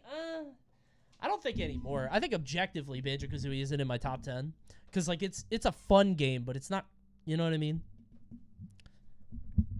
Frequency and Amplitude, like, introduced me to it, too. Like, literally, I was a kid, and my mom would put on, like, the radio, and it would be, like... Fuck it, I'll take the DMCA. Whatever. Hold on. This shit? Oh. Oh my god, dude. Oh my god. Oh. Fucking magic. Loved it, right? So I loved like 90s dance tracks, right?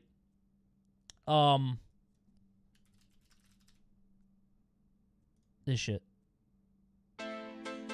Right? 90s dance shit. Love it. Fantastic. But I didn't know what it was called, right? And then I played Frequency because I was into music games, right? I was into rhythm games. It's not house. That's not house. I was into music games, and I played Frequency, and Frequency is an electronic music game, and it blew my fucking mind. I was like, oh, there's a world out there! And then I found out about Paul Oakenfold and Tiesto and BT, and it changed my life. One of my favorite games of all time. I love that game. So there's Frequency, Amplitude, Lisa, Donkey Kong Country 1, Streets of Rage 2. There's got to be a Mario game in there somewhere, right? I don't know. I didn't know you knew old school EDM like that. That's all I listened to when I was younger, yeah. Strikers Charged, yeah, definitely. Anyway, we went really off track here. I'm sorry. Brawl? No. I mean, Smash is different because, like, Smash I can't even call it a game anymore. It's like, it was my life for a while. It was like a lifestyle, right? Like, I bought into the game so hard that, like, I changed my life for it. That can't really count, right? So. What about Donkey Kong Country 2? Not as good as 1. This conversation always happens. Nope. 2 is worse than 1. 2 is a more fun video game. 2 is a better video game, and I think it's more polished. But 1 is a fucking experience, all right? 2 is a better game. One is atmosphere and magic and tension, and like there's this sense of mystery to it. Donkey Kong Country 2 is like, I'm a pirate. Oh, now I'm in a big beehive. Here, there's a carnival, amusement park. Let's ride the roller coaster. Oh no, a ghost. Like, it's just fucking, it's so video gamey. And everybody says, oh, video gamey. It is a video game, stupid. No, you don't understand. It's appealing to like kid sugar cereal brain. It's not the same. One is like two monkeys on a fucking abandoned island. And then at the end, they get the pirates, which is a little weird. But it's different. How did you make Donkey Kong sound pretentious? Because I'm pretentious. And I think Donkey Kong Country 1 is better because the atmosphere is better. Genuinely. I genuinely think so. Not a joke. I think 2 is fantastic. And I think 3 is really good too. And I think 2 is better for a lot of people. But I think 1 is better. Same thing with Bioshock. Bioshock 2 is a better game. The gameplay is way better, but the story isn't as hitting, and the atmosphere isn't there. Straight up. Donkey Kong Country is a fucking masterpiece, dude. It is. Straight up. Earthbound versus Mother 3, that's kind of the same thing, right?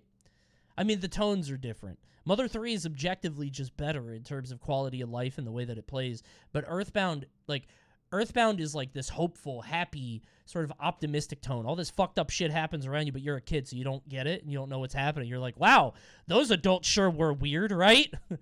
those blue guys in their little clubhouse, wow, those guys were fucking weird. And then you go and you don't think about them ever again. Mother 3 is just like, dude, the world sucks and is sad. It's different, you know? I can never decide if I like Earthbound or Mother 3 better. Yeah, it depends on what you value more, I think. But I think they're both great games. Fallout 2 is a better game than 1 in some areas, a more complete game, but 1 had a better atmosphere. Yeah, because Fallout 2 is like a lot of like, they tapped into the pop culture bits, which is fine, but yeah. What about Dark Souls? I mean, 1 is... I think 3 is probably, again, 3 is objectively the best one in that series because it refined all the elements.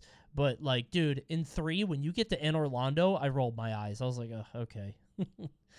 All right, I know, I get it. We're here. Okay, you know. By obtaining Didn't feel as special, so.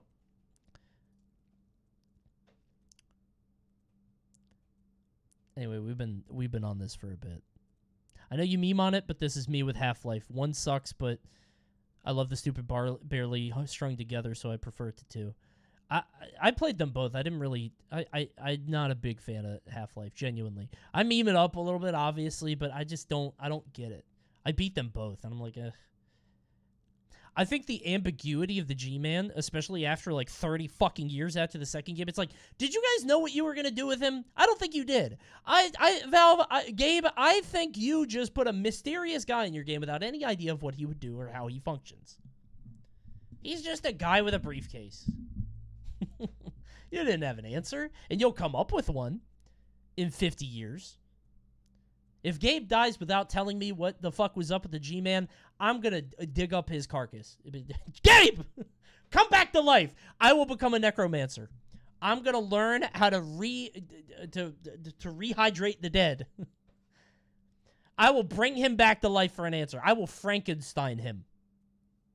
He's an alien guy, isn't he? He's like a contractor for alien civilization. I don't know. I read it on the wiki.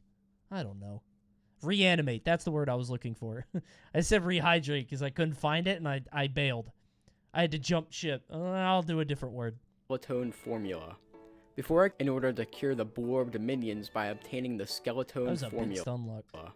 Before I go too deep into story specifics, let's talk about the controversial gameplay. Okay. The gameplay of Bowser Jr.'s journey is strategic. The main gist is that there's 3 types of... Who's your favorite Koopaling? Any Lemmy friends? Minions at your Roy's disposal. My number 2. Roy's Melee, my number 2. Ranged, and flying.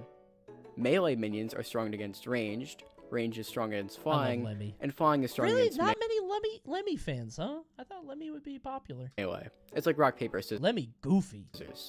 So before you enter a level, you have to look closely at what minions and types the opposing team has and build a team that can counter it. Then you go into the actual battle. It's usually determined which team will win if you have the type advantage and in general a good team. So if you have a really good team, you'd just be sweeping the entire level. This is one of the main critiques of the side mode. It's slow and it's repetitive. For the first This few shit worlds looks like in the the game, South Park if you make a mobile good game. team, I played you'll that just for like a sweep month. through the entire thing and it'll be quickly become dull. It was like a card While I building completely game or understand something. these complaints, I think since barely anyone got to the last few worlds, they won't even be able to experience the best part of the gameplay.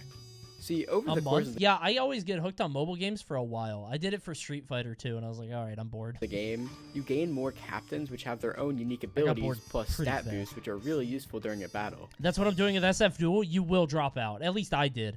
I played it for a month. I was like, this is really good. And then I'm done. You'll also gain more Koopalings in general to put on your team that spices up your team so you can form more strategies. So overall, the gameplay was mixed. SF Duel sucks. Not if you get Bison. I got Bison off a roll, and I loved the game again.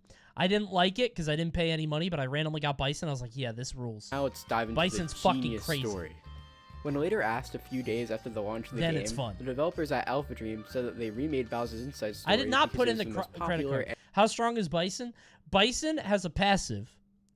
By the way, ads in 15 seconds, so if you don't want ads, you got to subscribe to Prime. Listen, I don't make the rules. Jeffy B does, and that's my boy. I'm going to stand by him. He knows what's best, okay? We're going to make Twitch profitable. Subscribe with Twitch Prime or for $5 a month. It's so cheap to do.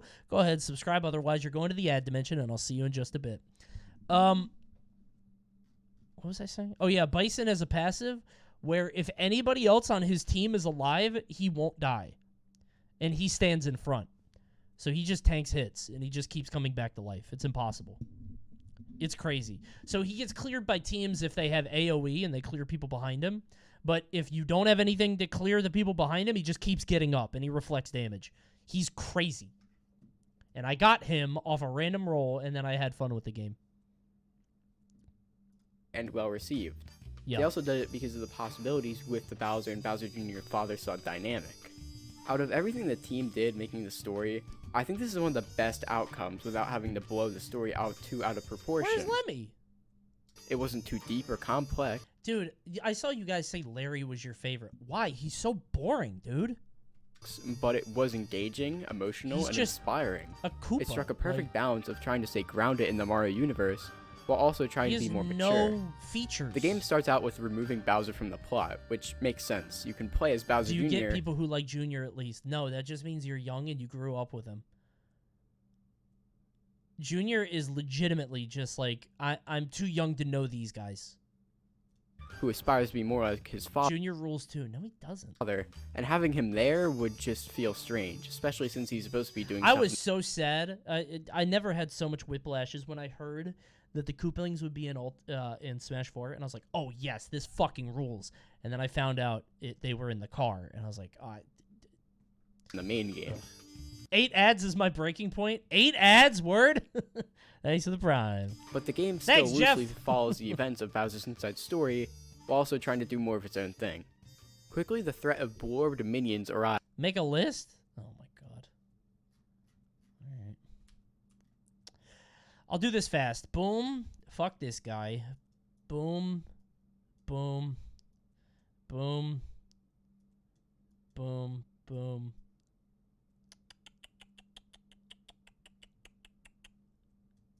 Boom. Right there. There you go. Wendy? Wendy is funny. Wendy is so funny because she's so hideous. Wendy is built to troll. I love her so much. She is so funny.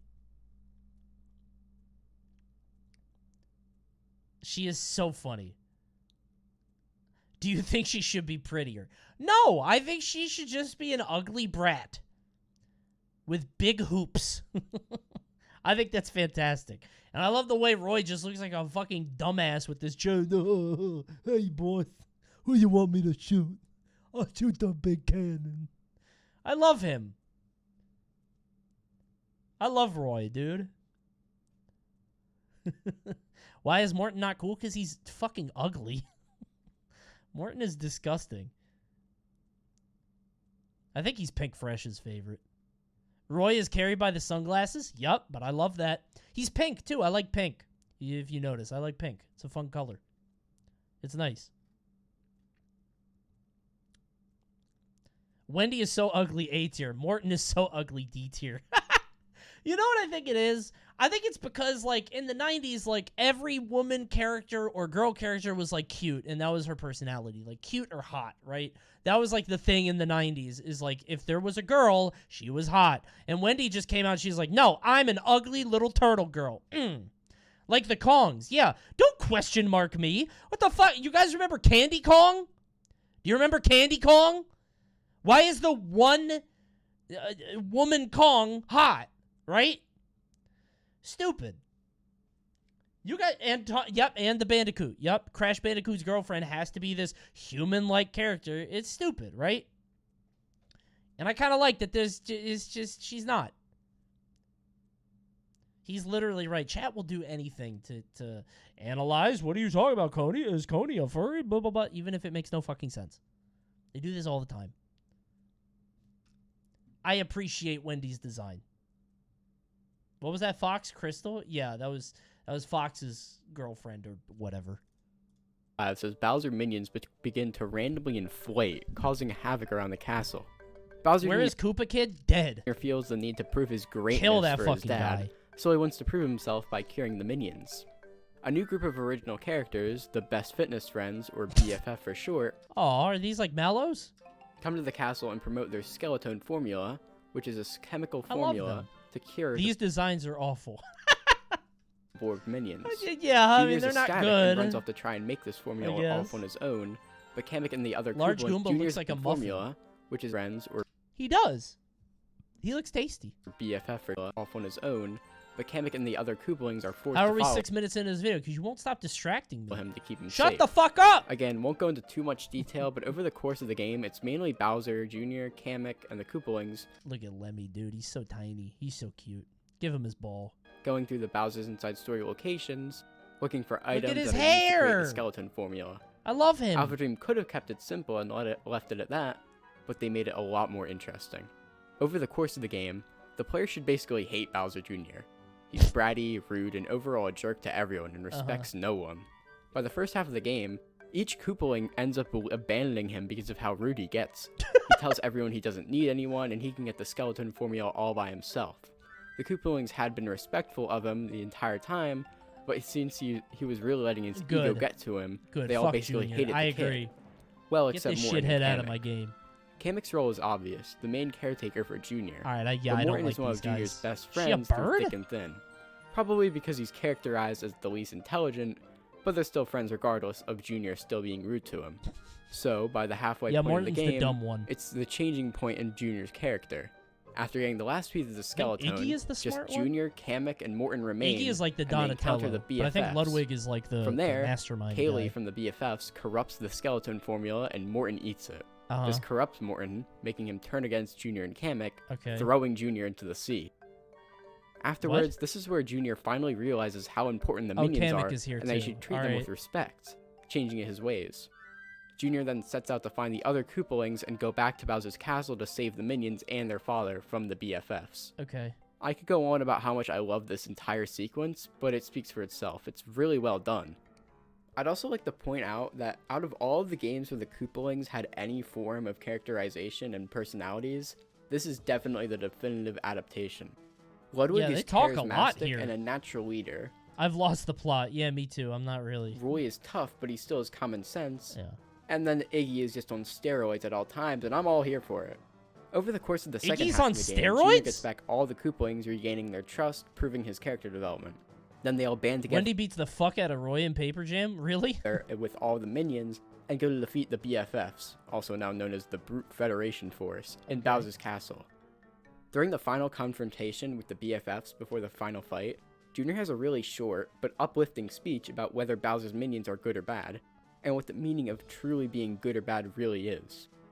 Despite how you feel about the game, you have to admit that heart and soul was put into this side mode, which is why the pain I felt that when I heard Good and evil were outdated AlphaDream declared simplistic bankruptcy terms. hurt it so much more.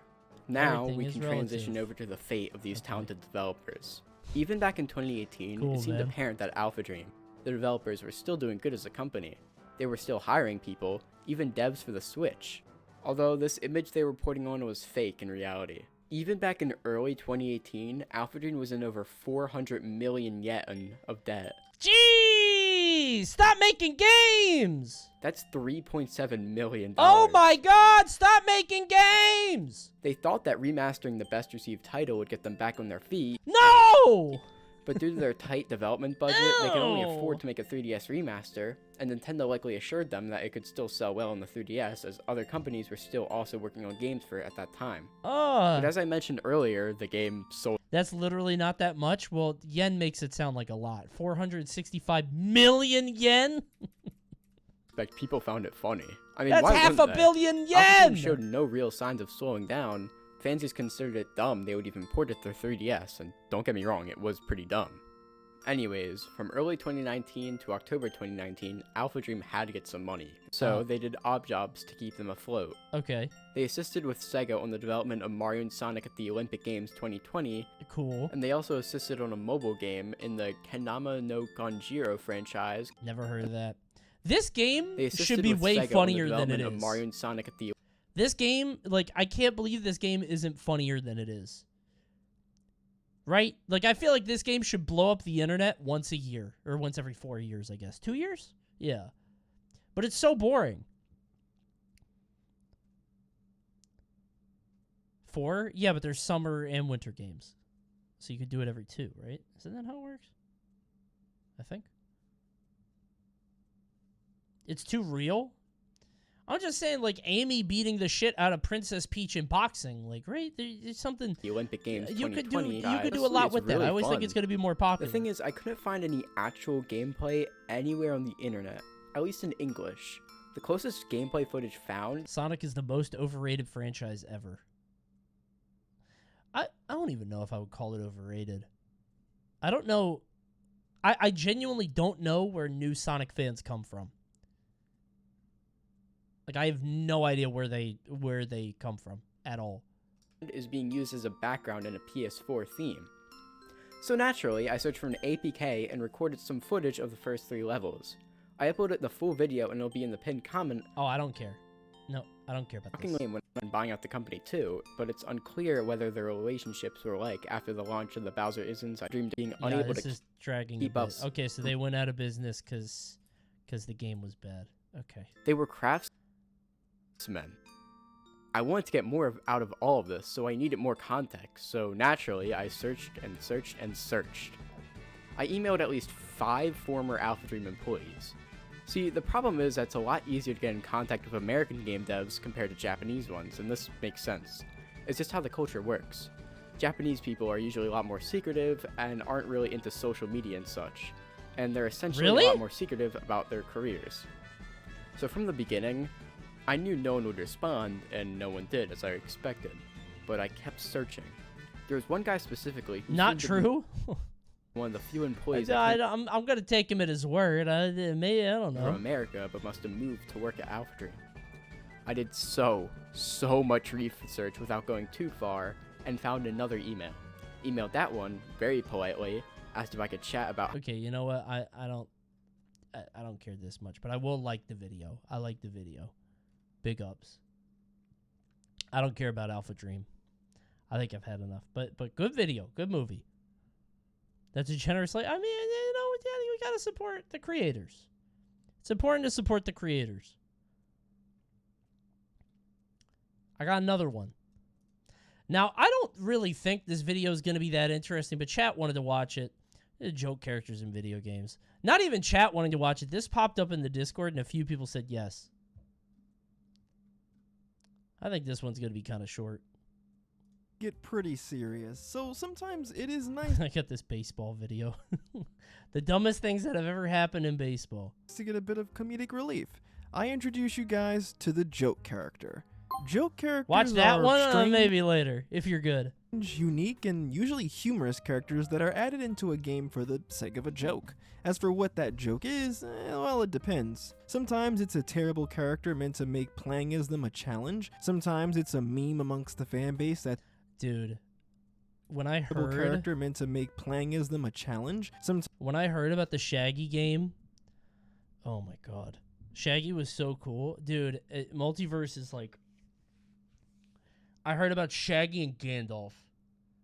And I was like, all right, that game is going to blow up. That game is going to pop off. There is no world where that game doesn't go crazy. What happened? I think we all know what happened. Sometimes it's There's like a million videos on what happened. We're not breaking new ground here. That's managed to make its way into the actual game. You killed it. Shut up. Sometimes it's an inside thing amongst the developers. I didn't One of the kill most anything. memorable classic joke characters is the boxer Glass Joe from the Punch-Out series. not a joke. Glass Joe is a character in most of the Punch-Out games, He's a and in every game tutorial. that he's in, he's always the first person that you have to face. His professional boxing record is 1 win I didn't and lose 99 one. losses. Shut up. Shut up. Glass Joe is the definition of the word loser. Honey lost Even to this his guy. No, I didn't. He had a helmet. name, It was Glass the title Joe, is defense. a reference to the term No, glass he jaw, didn't. which is used by boxers to describe someone who's an guys easy are pissing KO. me off. Glass Joe hails from France, which you may have noticed since his intro song is the French national. Bro, I never looked at it. What happened? What the fuck? Oh my god. I've never noticed that. What's he doing with his eyes? Is he like looking? What's he? I've never actually seen him in this shot. Stop boxing. You gotta go for a temple shot to get him in the eye. Just big hook. Anthem. Ew. Yeah, he's French. Means he's bad at fighting. Damn, he's kind of built though. In Punch-Out Wii, Glass Joe decides it's time to fix his glass jaw, so he ends up going Don't to the say it. doctor, and Don't he say it. gets protective headgear, which Yeah, and it makes him really strong. he uses when you rematch him. He gets really strong when he does that. While the headgear does help, Yeah. Glass Joe still isn't strong enough to be considered a threat. No, he's pretty threatening, I would say. He's pretty strong. It's way harder to kill him. For such an iconic character to I the would say it's series, pretty hard, strange that actually. he doesn't show up in Super Punch-Out for the Super Nintendo. He was pretty good. Instead of Glass Joe, the first opponent in that game is Gabby J. Who I felt bad about beating up. This guy's a little different. Like, he's 56, right? This guy's he can't retire. This guy is here not of his own volition. This is a failure of the system. Still French, though, yeah. Who is also... That's a rough 56. Yeah, this is like Ric Flair 56. Like, you spawned it at 45. You came out, from France. He also weighs 100... Do you guys have any... This is going to sound so fucking dumb. Should I ask? So, do you guys have any beliefs or ideas that are so burned into your brain from childhood that they still pop up every once in a while, even though they're the dumbest things ever? I'll give you an example. Remember that John Henry cartoon that I told you about earlier? So the John Henry myth is that he was born a man. He was born like at 20 years old, and he just came out that way, and he was really strong, right? And that was the cartoon that I watched as a kid. And every once in a while, that wasn't a dumb question. Hold on. Every once in a while, my brain out of nowhere will just go, damn, I wonder if anybody is born 25 years old. I think in my head, I wonder if people are ever born as adults. I'm 34. I'm literally in my 30s. And my brain is still every once in a while like, I wonder if anybody in the world has ever been born at 20. And I know it's stupid, and my brain is like, no, of course there isn't anybody. But I'll look around at the mall and be like, was that guy? How old was that guy when he was born? How old was that guy? How old was that guy? And this isn't a joke. I've thought about this since I was a kid because I saw the John Henry cartoon. I was like, wow, that's really weird he was born as an adult. And I thought there was like a conspiracy. Like some people were born as adults and some people were born as kids and the adults are like the ruling class. And I thought that I would just stop growing at like 12. You know what I mean? I would just be a kid forever. I would stop growing at 12. Kind of weird, right? Yeah. Yeah, these are the things that you think when you're a kid and you're exposed to weird media, I think. Were you homeschooled? No.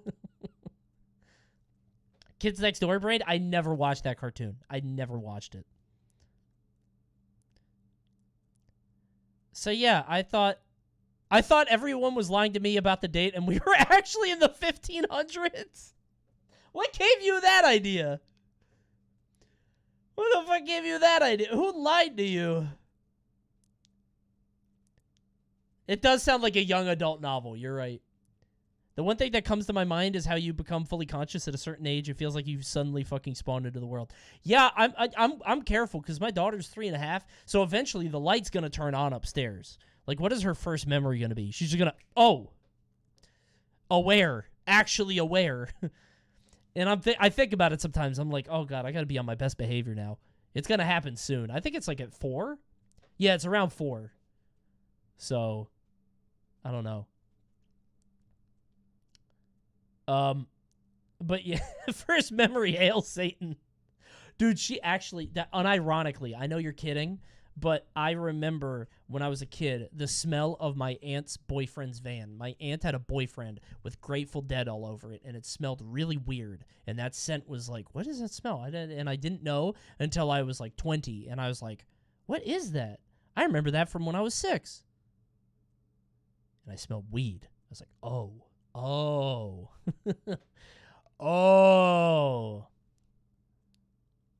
Yeah, my aunt was faded than a hoe. All right, yeah. Seriously, man. My parents just convinced me we live near hella skunks. Shall we?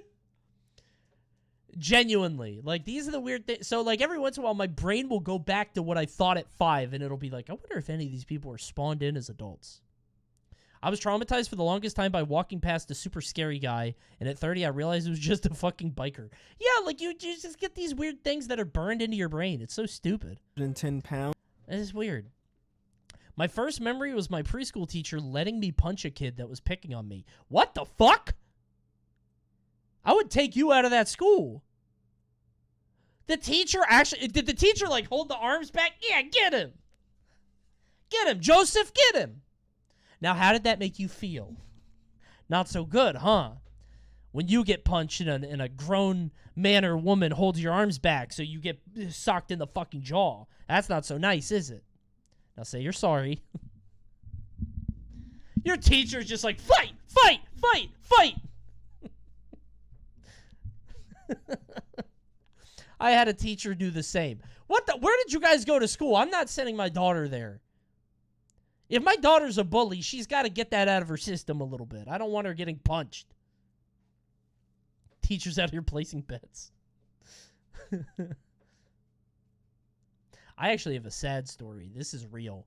My daughter, I shouldn't tell this story. This is bad. No, this is bad. I shouldn't tell this story. Never mind. That's too far. It's too far. Don't. Yeah. No, I'll just say. No, I shouldn't. Yeah, don't ruin the vibes. Yeah. No, you're right. I will say daycare is a scary place. Trusting your kids with strangers is terrifying. I will say that. He also has a record of 1 I'm win. not going to kill the vibes, all right? And losses. Heck, he and Glass Joe have the same initials. Jokes character. Gabby J, he's French. So funny. Is also from France. Yeah. He also weighs 110 pounds. My sister got bit at daycare as a toddler. Dude, me too. I had a kid bite my skin off. He also has a record of 1 win and 99 losses. Heck, he and... I had a friend that was, yeah, he bit my skin off, and we were friends like a few days later. It like peeled off. It was nasty. Yeah. He's 110 pounds. He also has a record of 1 win and 99 losses. Heck, he and Glass Joe have the same initials. It always seems strange to me why they'd replace Glass Joe with a very obvious knockoff. However, it all makes sense if you read Gabby J's bio in the Super Punch-Out manual. Apparently, despite being 18 years older than him, Gabby J was actually a student of Glass Joe. I always thought Super Punch-Out was like an alternate universe. I thought Super Punch-Out was like in a different world. Like, because that's not Mac.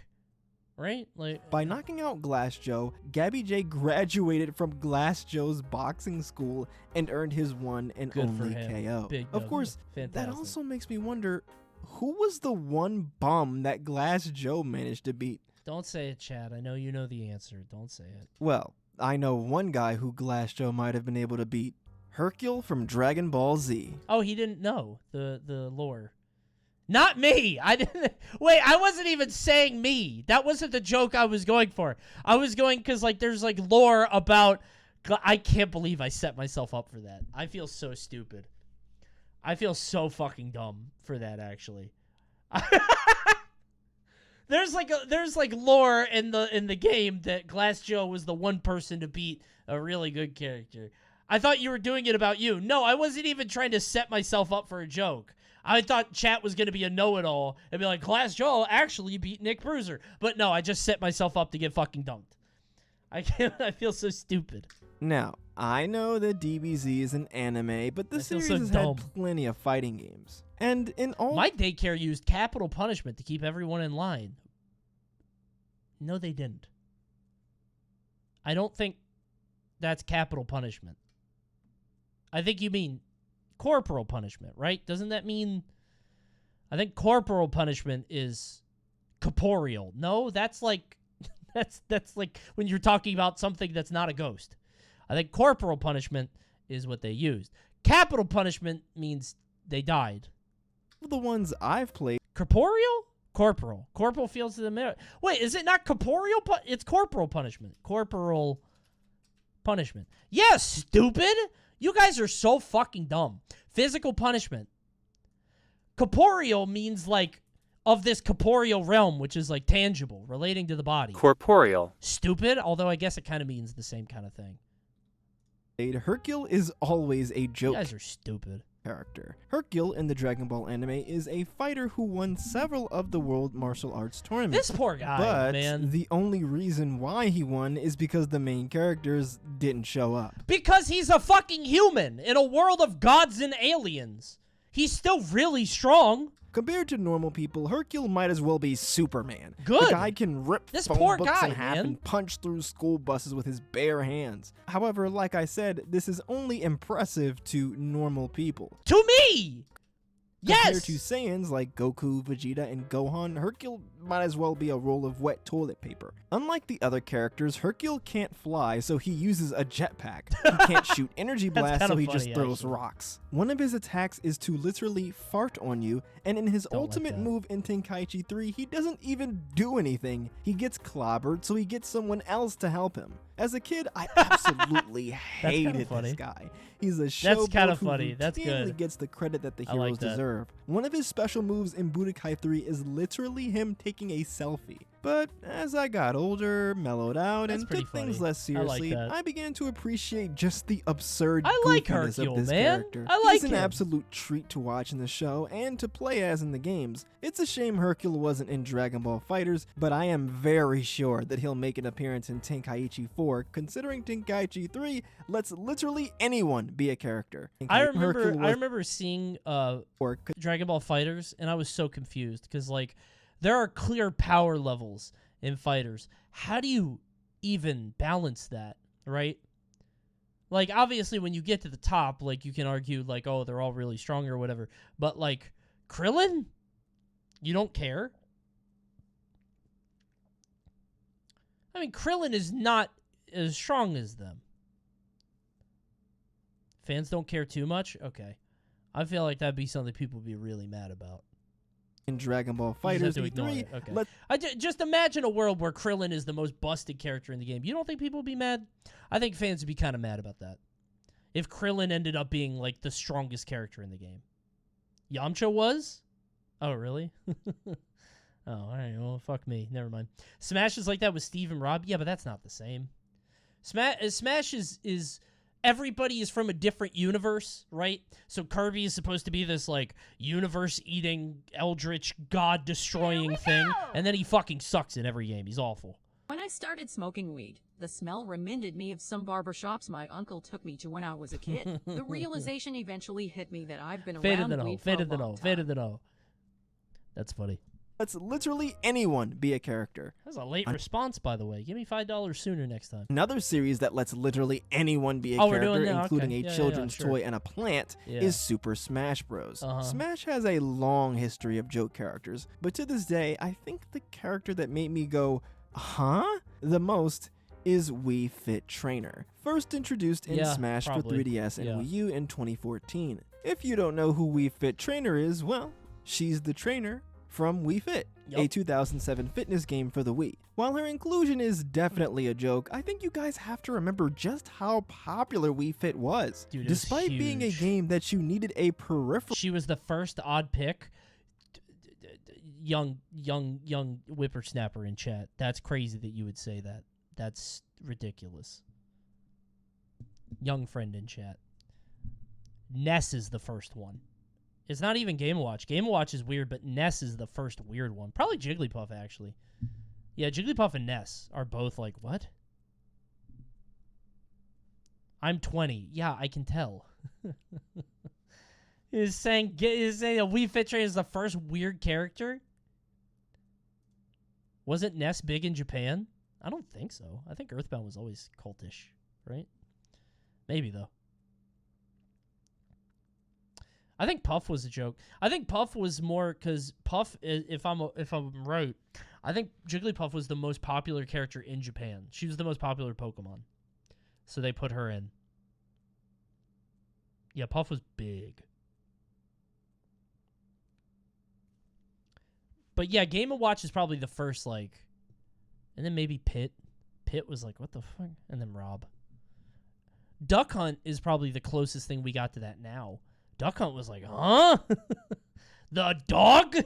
Role to play, it ended up being the 6th best-selling Wii game of all time, pushing over 22 million copies. Can you guess? This era of Nintendo was so weird. Like the gray Nintendo logo with like the very corporate, like a basic static brand. It was strange. What the 7th best-selling Wii game is? Wii Fit Plus. Really? The sequel to Wii Fit released 2 years later in late 2009. I can't believe people came back. Wii Fit Trainer is the They wanted to be Apple so bad. They really did. They were in their Apple era, straight up. instructor who shows you how to do the various yoga and strength training routines. There are plenty of other mini games, which I spent way more time playing as a kid in Wii Fit, but Wii Fit Trainer doesn't appear in those. I say she, even There is nothing more harrowing than getting on the Wii Fit board and them calculating your BMI, and Wii Fit Trainer just says, obese. That shit, there are videos of people, it was fucked up. It was so sad. Calculating. Obese. And they tried to be like, you know, they were trying to be, hey, that's why you bought it, right? We're trying to lose some weight. Let's do good. But it was so fucked up. Their video, like, I had a friend who opened it up, and he told me the story of like his family opening it up at at Christmas, right? And he had an uncle that was kind of heavy set, not like crazy big, not morbidly, but you know, bigger. And the game called him obese in front of everybody, and they all laughed, and they never stopped. They never let him forget about that. Did that happen to you? No, it said I was average. I was average BMI. even though technically Wii Fit Trainer is a gender-neutral character, given they have female Cap? and... What do you mean, Cap? Is that so hard to believe? Is that a weird... You think I'm overweight? I mean, like, I'm a little overweight now. But, like, back then I was skinny, yeah. I'm a little overweight now if you go by BMI, but it's just my body type. I'm always struggling between, like, yeah, I should lose weight, but my body type's just like this. So I can't, like, be upset about it, you know? And male versions in the Wii Fit Dad games, bod, as yeah, kinda, yeah. well as in Smash, but... Hey, but I got a salad tonight. It's upstairs. I gotta go eat it. It's 9 o'clock. No one cares about the male Wii Fit Trainer. When she was I first love male Wii Fit Trainer. announced, some people were... BMI doesn't work? Yeah, BMI isn't like... as I understand. Everybody says that it's not real, but I don't know how much of that is like real or copium. I don't fucking know. The internet will tell you both things. The internet is such a fucked up place. BMI is actually not a useful statistic. Actually, BMI is very useful. And you see them, but one is from Harvard, one is from Yale. I don't fucking know. Negative, some were positive, but I feel like most people were just in awe of how out of left field her It's just body fat percentage you need to worry about. Yeah, sure. inclusion was. But by the time her reveal trailer was over, almost I know everyone muscle was sold makes on it her. different She's too. just such a You know, I do live, so, you know. unique and one-of-a-kind character. I mean, do her be fighting lit. style isn't even really fighting. She's just Speaking doing... of, that reminds me. Get a couple reps in real quick, while the video plays. A bunch real of quick. yoga poses. It's Hold on. absolutely hilarious that she's included in the series, and she's become a fan favorite character. Admittedly, I have a soft spot for the original Wii Fit, so I'm glad Cody, Wii take your Fit will shirt off. forever be remembered Come thanks on. to Wii Fit Trainer 3K being subs. included in Smash. I don't think All there's right. a more iconic joke character than Dan Hibiki from the Street Fighter series. Dan's creation is quite Dan a interesting. joke? I thought he Here's the wasn't story. that bad. There was a fighting game called used to Art be. of Fighting, which was developed by SNK, that was released about a year and a half after Street Fighter 2. He's The pretty main good in character 5. from Art of Fighting, Ryo Sakazaki, Dude, I loved Rio. I played King of Fighters. He was fun. Thank you, Jergame, for the 5 gifties. I'm not actually doing it 3K. That was a joke. I should have made it higher. I'm not gonna do it. Actually, I could, I guess. I would just put the cam up a little bit so you only see my neck, right? looked uncannily similar to Ken from Street I loved Fighter, Ryo, and bro. his name, Ryo, is only a letter off from Ryu from Street Fighter. Ryo even had a Hadouken-like fireball. Capcom most likely saw this as SNK ripping them off, so in 1995, At 3001, with you the put the release of shirt Street back Fighter on. I Alpha, like that. I Capcom like that, introduced actually. a new secret Except no, 'cause you guys are gonna troll Dan me. Hibiki. Dan's outfit looks Dude, you know who I miss? This guy. I fucking love Adon. I don't like this Adon. I've never seen this portrait. He's ugly. But I love Adon. Adon rules. He's funny. Why? Because he's just an asshole. He's just like, he's a piece of shit, but I just like Muay Thai. I like him because he's less boring Sagat. Sagat is so dull, but he's cool.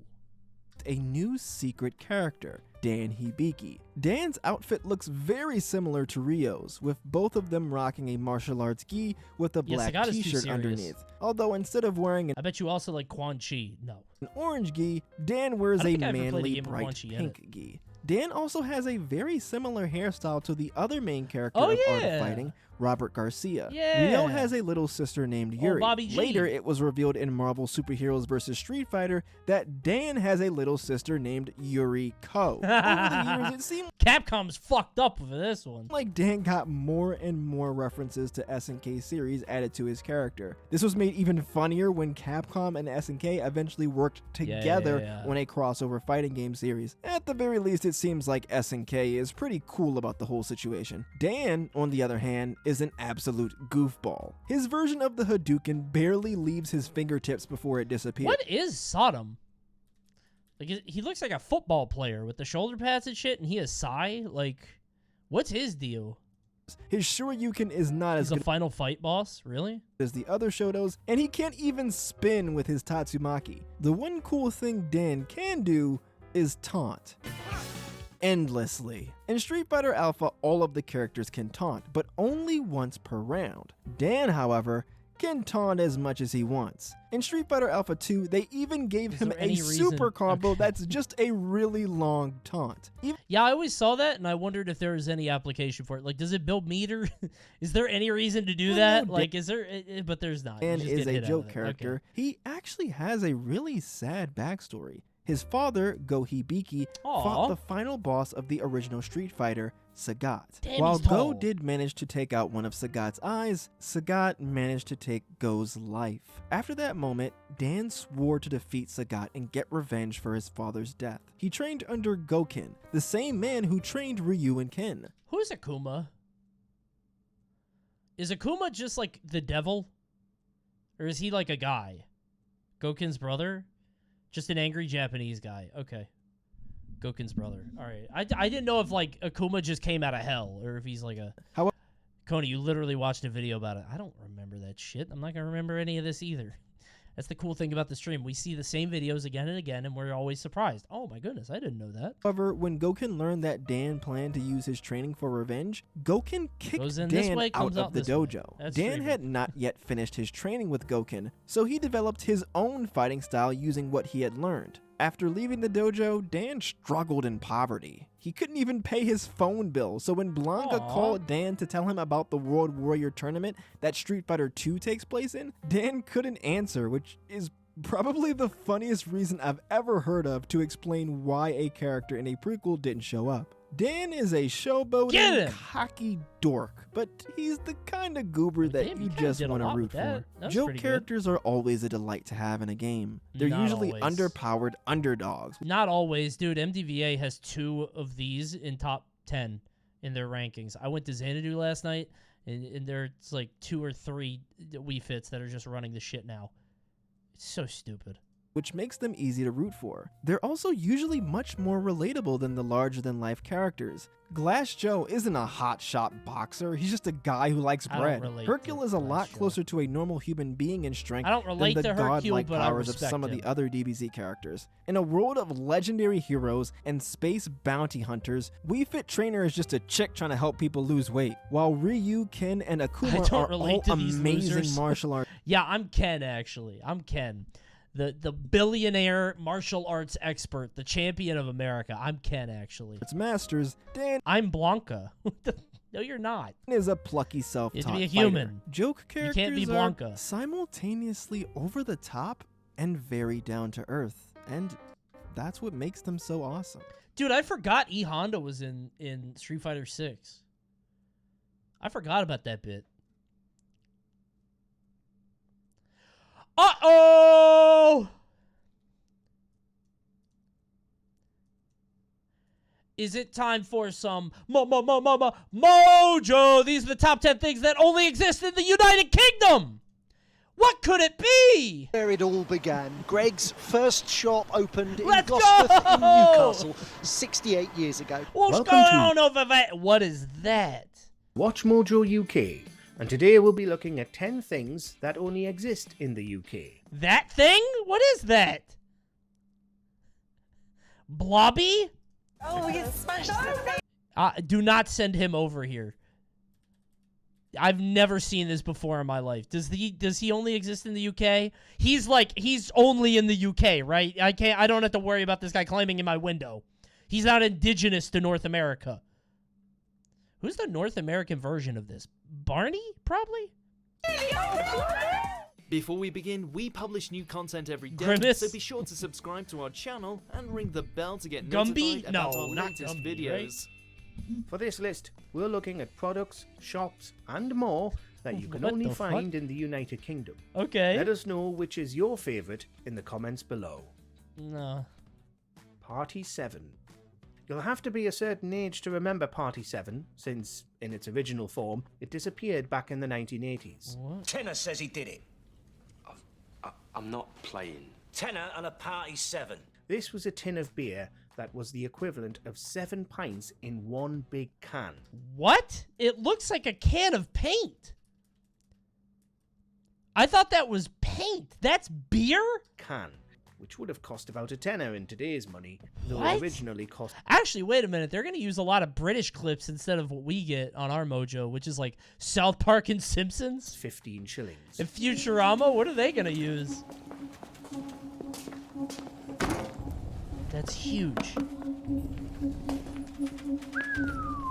It's a testament to how much the Brits love booze that such a product existed. I It remained guess. popular, Get a despite hold its of yourself. propensity to explode and supposed poor quality. Right, the chosen vintage of the CID. Oh my Then in the 2020s, Party 7 had a brief renaissance when the beer returned in a keg format in 2021. A keg? Little Chef. 7? In a Little Chef? It was a sad time in 2018 when the final Little Chefs closed their doors. Is it like a kid's fast food? Once upon a time, every long car journey could be livened up by a trip to a Little Chef, which lined motorways up and down the country. It's Denny's? Yeah, why is it Little Chef? It's just You could Denny's. go in there and get classic food like a full English breakfast for a steal. A boon not Okay. only to families giving their kids Diners. a chance to stretch their legs, but lorry drivers needing a pick-me-up It's after not a big country, though. Yeah, do you guys have truckers? hours on the road. I feel It like you could struggled just for get along well with donkeys, right? You don't need trucks. years following its decline in the 2000s and eventually shut all its branches. But for decades, it was a British cultural icon. I guess. A Little Chef goes a long way. Yeah, it's a diner. It's a Denny's. The House of Lords. The most headline-grabbing Oh my God! What the? Huh? recommendation, abolishing this place, the House of Lords, in favour of an elected chamber. One of the most controversial things. Oh my god. Dude, this is horrifying. You fart in this room and everybody turns around to look at you. Everybody in their red cardinal outfit. Deacons of the Deep? Dude, this is fucked up. Things in British politics. I hate the House of Lords. I hate Lords Britain, as dude. of 20. Where did they get this, right? Like, where did this tradition, and why are we still doing it? Chamber. One of the most controversial and still affecting our laws. That's despite many attempts to reform it, and lots of high-profile and powerful politicians even saying they want to abolish it completely. Abolish the Lords! Clear them out! There's a lot that needs to be done to change the House of Lords. What I'm not convinced about is Coney, you should learn more about history. No, I'm not going to do that. that we I need refuse. another elected chamber. It's one of the most bizarre Looks parts AI of life in generated. the UK that we still have this system of Baroness? Yeah, they have those. hereditary aristocratic real. titles Yeah. that mean unelected people, often rich landowners, get to sit there in Parliament and tweak or even outright block laws devised in the House of Commons. What people get very worried about is the size of the House Is of this like the Supreme Court, but for Britain? Lords and the Is that how it appointment is? process for the House of Lords. They've got no real No. public accountability, and are one of the strangest things about Britain to explain to foreigners. Yeah, I don't get that. Cornish pasties. Cornwall is a unique part of England, with its own distinct culture, flag, and even a native language. I know there's Cornish hens. And it also boasts one of the most iconic British foodstuffs, the Cornish pasty. That looks like a pierogi. They already have that. By the way, 10 seconds till ads. Remember, Twitch Prime, to subscribe for free. You just go below the stream and subscribe with Twitch Prime for free. And you got to do it because you don't want to miss the top 10 drinks that don't exist anymore. Mountain Dew Pitch Black is better than this fucking list. Go ahead and subscribe. Otherwise, you're going to miss it. See you soon. But the humble Cornish pasty is perhaps more I just want to see what number 1 is here. important than you realise if you're not from Cornwall yourself. It's just a pierogi filled with beans. Since it previously held protected status under EU law. This meant that only pasties meeting stringent requirements could truly call themselves Cornish. They've got to follow a strict recipe and be prepared in Cornwall. This was all done to protect the pasty industry, which uses local produce and provides jobs Thanks, to War many Piggy. in the Thanks for the county. gifties. Tabloids. Of course, most countries do have tabloids of their own, Yeah. but tabloid culture in Britain is a law unto itself. Wait, really? Around the world, the UK is notorious for its relentless, unethical tabloids. Not only do British celebs find themselves at the mercy of the tabloid presses regularly, but so do celebrities from elsewhere who are deemed worthy enough to get harassed by A cheeky hugger. Wait, why is it worse in Britain than it is in LA? British tabloids are literally insane. Are they? Why? This shit probably racist as hell. Oh, wait, that's true. I believe that bit. I believe UK that. red tops. So they just straight up lie? Like actual lying. Is there any... I guess you could just do that here, too. You could just straight up lie. For over 100 years now, cheaply produced papers relying on sensationalist reporting and invading the privacy of the rich and famous have been part and parcel of British life. So much so that it's strange to imagine that the media landscape is very different overseas. Colin the guess. Caterpillar. It's quickly becoming food fights of the century. Different overseas. Wait a minute. Colin. This is a... That's surely like a... That's a Twix, right? Colin is a Twix. But you can't eat his feet. That's not like marzipan, right? Colin the Caterpillar. It's a fucking cake. Food fights of We have Fudgy the Whale. the How about century that? because the iconic birthday staple, Colin the Caterpillar, is going to war with lookalike Cuthbert. No child's birthday party is complete. So it's a without Fudgy the visit from Whale. Colin the Caterpillar. Caterpillar cakes are sold Yeah. by every major supermarket. Really? All boasting different names, though the original Colin version was introduced by M&S in the 1990s. Oh, that's cute. Marks and Spencer's are taking Aldi to court over the budget-friendly version of the cake. Only Cake £7? claiming that Jesus. Cuthbert is not only an imposter, but riding on the coattails of the Cuthbert the Caterpillar. supermarket's reputation. That shit serves 12 for £7? I would be eating Colin the Caterpillar every night. Marks and Spencer's is so protective of its Colin name, in fact, that it tried to take Aldi to court for infringing Oh my on god, its I would eat intellectual that. property I would eat by that releasing a constantly. Cuthbert That's a the lot of Caterpillar. calories for very It's cheap. a bit unfair because you've got similar caterpillars I think there's a Clyde in Asda, and there's a Wiggle in Sainsbury's, and an Eric. That suit was Eric? settled, and Caterpillar That's cakes a lot of continue to be caterpillars. sold. No, we got Fudgy. In case any of you Brit friends are in the chat, say hello to Fudgy the whale. Fudgy to a whale of a dad. Or what about, hold on, the final boss of desserts from America. Cookie Puss. I love Cookie Puss. Look at him. Cookie Puss serves 12 to 14. You guys never had a Cookie Puss? I don't even know who makes them. Apparently there's a Wikipedia about it. Wait, you guys don't know Cookie Puss? Yeah, I think it's Carvel. You guys really don't know Cookie Puss. That's crazy to me. I never had a Cookie Puss, but I know what they are. Yeah, ice cream cone face and ice cream cake. You guys are stupid. Is that an East Coast thing? No! I don't think. Cookie Puss. You don't know Cookie Puss? It is kind of an East Coast thing, is it? There's a lot of Cookie Pusses here. I'm from Ohio and I've never heard of this guy. Okay. Ohio has this. Hold on. What's the Ohio hot dog fast food?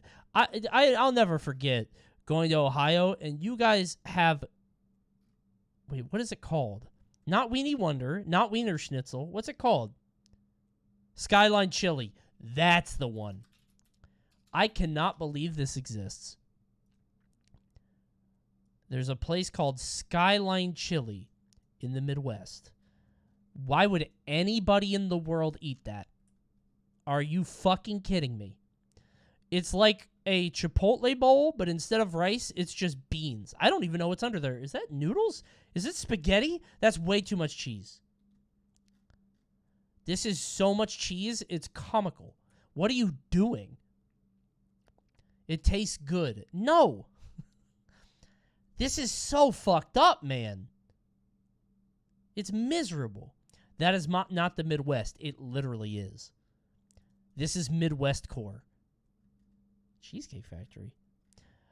When the first time I went to Ohio, I found this, and it blew my mind. I couldn't believe you guys have a chili restaurant. All supermarkets. Disgusting. Often as a cost-effective. It's only Ohio? Are you sure?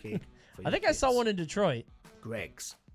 If you Greg's. Greg's is one of the retailers that will you find street. He pays Newcastle instead 1,000. Didn't Greg's even is have Timmy's deny for the Britain. McDonald's. And says it may launch abroad. Oh, Dad, love me Greg's. Yep, there's chat. Love me Greg's. Tizer. I love Greg's. It's a red thing. What's Tizer?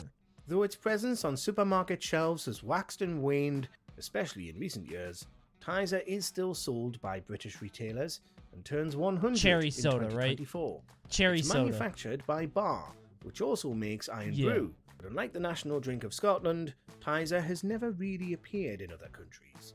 It remains such a niche drink that you might have thought it had been made defunct and could have gone years without seeing It has chocolate in it? What? Yes, we have 3 great new flavors. No, we're not changing color. Tizer, it's a red thing. Stop Bright yelling. red and with a top secret recipe. Who knows what they really put in Tizer? What is it? I can't even tell what it is. Which adds to the allure of the Great British Pop, as its slogan calls it. Is it cherry? It has to be cherry, right? Henry Hoover. What British home is complete Aw. without a humble Henry to keep everything Oh, ship-shape? Henry, clean it up. Neat. Henry definitely get his job taken by Roomba. Henry. Oh, from he's Pneumatic cute. International. Henry and his new It's not cherry. I don't know how to describe numerous it. Okay. siblings like James and Hetty is certainly the most iconic vacuum Hi, cleaner Henry. in the UK, thanks to his large googly eyes and cute appearance. It's very cute. They're not I like the it. I like his little hat. best vacuums on the market, Oh. but will be damned if they're not reliable. So, what is it that makes Henry the industry favourite? His Is it face. the long life engineering and proven reliability? No, it's just cute. Good pair of lungs. Take those lungs out of him. There aren't any What the bells fuck? and whistles on Henry. Though some are designed for slightly different things, and buying him, you can be sure you've got a solid appliance that might even last a lifetime. Aww. All without breaking the bank. I love All over the Henry. floor as well. Oh, bust out your Henry Hoover. Maybe get the Jimmy or the Tommy. Oh, there he is. He is Mr. Maybe the- Blobby. Who the fuck is that? The most bizarre thing to come out of British light entertainment, and that's saying something. Mr. Blobby has been a household name ever since his debut in the late 90s. Okay. No way he sounds like that. There's no way that's his... He does? On purpose? This isn't like a parody video? This seems like a TikTok. Like somebody took him and then like slowed his voice down. I feel like you guys have been entertained by an elder god for years, and you just don't want to. You don't want to pull down the curtain. Oh my god. Yeah, I'm gonna make this guy in Street Fighter 6. I'm gonna make him Mr. Blobby. But This his is my longevity character. defies all logic and reason. An absurd character who caused chaos on Noel's house party, Mr. Blobby now routinely reappears on TV and even on the stage. Because Mr. Blobby will be going on holiday soon, he needs to get a photograph for his passport. going Even on Blobby vacation. needs identification. Every time he does, he wreaks havoc, ruining segments, breaking items, throwing tantrums, and scaring children half to death. Oh, you smashed the thing. Really? What an asshole. Blobby is sending psychic waves to the children of Britain to keep the royals in power. Yeah, I think this guy... He wreaks havoc. I think this guy is responsible for this shit. I think these two things are interlinked. I think one of these guys is Blobby every day of the week. This is a hot fuzz situation. Yeah. We submit to Blobby. I feel that. The avatar of the Breaking items, aristocracy. throwing Yeah, tantrums, and scaring children half to death. Back hours. Do you agree with our picks? No, I think I've had enough of British Mojo. No more of that. Not clicking on that. Had a lot of balloons. These are the top 10 ads gone wrong. Uh-oh. Ad alert. Watch out. You don't have ads, though. Don't leave. You guys don't have ads. You don't have it for 30 seconds. These ads are going wrong, but your ads aren't going to be on for 30 minutes. Don't worry. You don't have 10 ads. Tiaga's Your marketing ads are blocked. Is the shock factor of it all, but this What are the is top just 10 ads gone disgusting. wrong? What? I think we should watch baseball. Oh, we should watch baseball next? For the $30? It's not a bad I think idea. we should watch baseball next. I think we will, but I think you're a little bit too late, so I think we're watching this first. Welcome to Watch Baseball Mojo. after, though. And today I we're counting promise. down our picks for the top 10 ads. Baseball right after. However, I will say that means you guys aren't going to see the top 10 drinks that don't exist anymore. Oh, man. Oh. Wrong. Says the storyline is so bizarre, it was never meant to be taken Most racist ad ever? seriously. For this list, we'll be looking at the most outrageous and misguided marketing decisions made by companies. Were you surprised by any of these ads? Let us know in the comments. I don't know that one. Number 10. Stay safe by staying apart. McDonald's.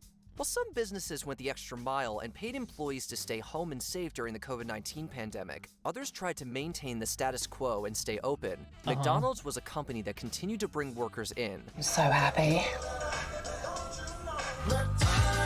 Sure. During the height of the pandemic, a marketing campaign came out of Brazil called Stay Safe by Staying Apart. This promotion saw the company support social distancing by pulling their arches apart. Shortly after people saw the altered logo on the Brazil accounts, it was criticized by people who saw the campaign as a hypocritical cash grab. There are 500,000 McDonald's workers just like me that have to go to work whether sick or well. I don't think I ever saw that one. They actually spread it apart? Sick leave. Many people felt the fast food company should have put more focus on actually distancing their employees than their Yeah, logo. that's kind of Well, with fucked that up, being but said, very off funny. to work I go. That's Y'all have a blessed day. Oh, they're going to Number work. Oh, no. Wait, hold on. That's fucked up. He's got these two little hills here. Okay, that ad was gone wrong. I will say that. That just one like did me, go wrong. paid sick leave. Yeah. Well, with that being said, I will say that. off to work I go. Okay. Y'all have a blessed day. Yeah. Number 9, the Super 7-incher, Burger King. When you're a stock model, there's always a risk that your photos will be used in ways that you don't agree with. Wish your chicken was bigger. The long chicken and 3 new flavors: spicy Cajun, bacon club, or honey mustard. An anonymous model learned that the hard way when one of her pictures was used in a risque ad. No fucking way. In a promotion for a Burger King in Singapore, a long sandwich was placed in front of a woman's mouth in an extremely suggestive way. Fill your desire for something long, juicy, and flame grilled. No fucking way, dude. Although the Super 7-incher wasn't meant for an international campaign, people all over the world rejected it. Yeah. I guess Burger King, like, they keep finding ways to stay in the news. Between this and the kitchen thing, like, you got to be a little edgy to beat McDonald's, right? Like, McDonald's wasn't edgy. They were just stupid. They're like an old weird dad. But Burger King is like, how do we really piss people off? Simply like How do I make a chicken sexy? a chicken, apple, and cranberry salad. Many considered the ad to be sexist and inappropriate. Don't forget the gay buns. Oh, yeah. You guys here? They made I think it was the Whopper homosexual by having it so there were 2 top buns or 2 bottom buns, which is a terrible gimmick. Yeah. Yeah, it was a gimmick where you could get your Whopper with 2 top buns or 2 bottom buns. Yeah.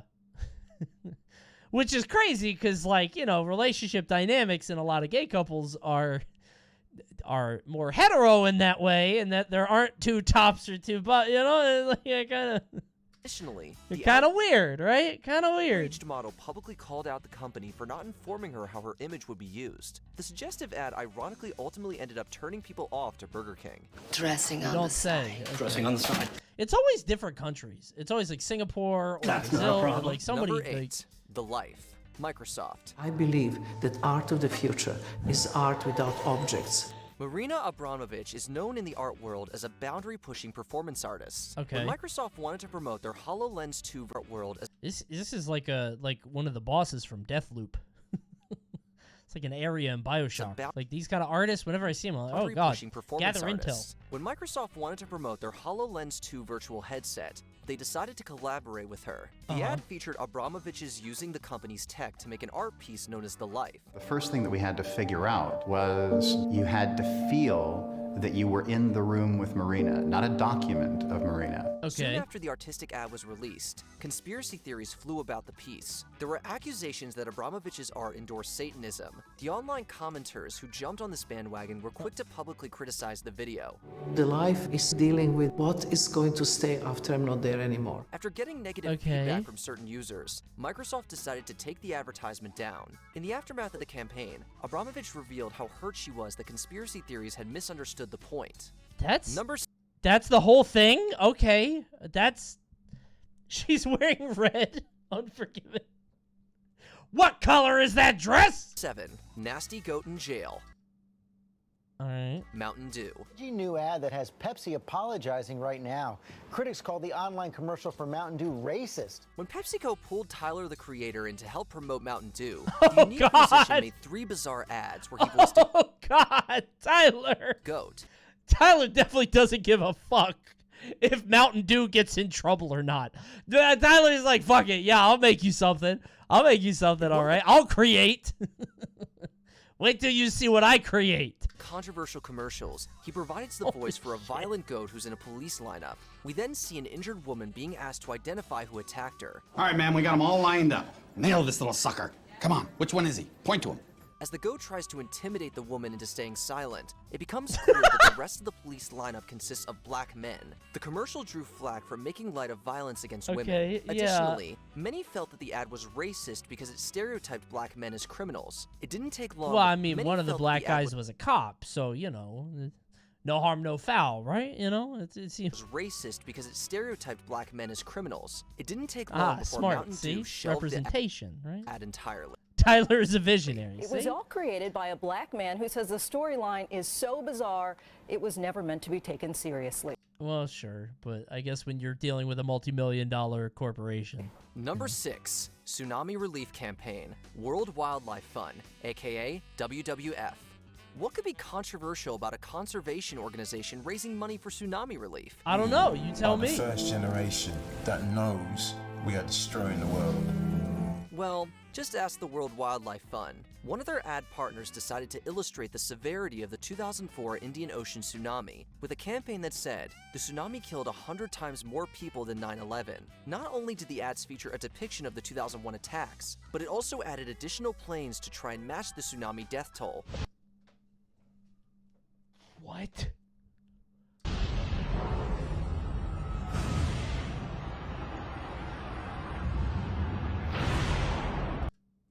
Oh my god.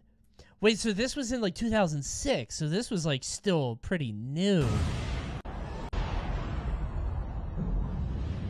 It's not hard to see why many 2009. Okay, so it was a little bit later, but even still. People, especially Americans, found the imagery tasteless. Even the WWF washed their hands of the campaign after the controversy and claimed the ad was a pitch that never should have seen the light of day. The ad's detractors would definitely agree. Join the fight for your world. Oh my god.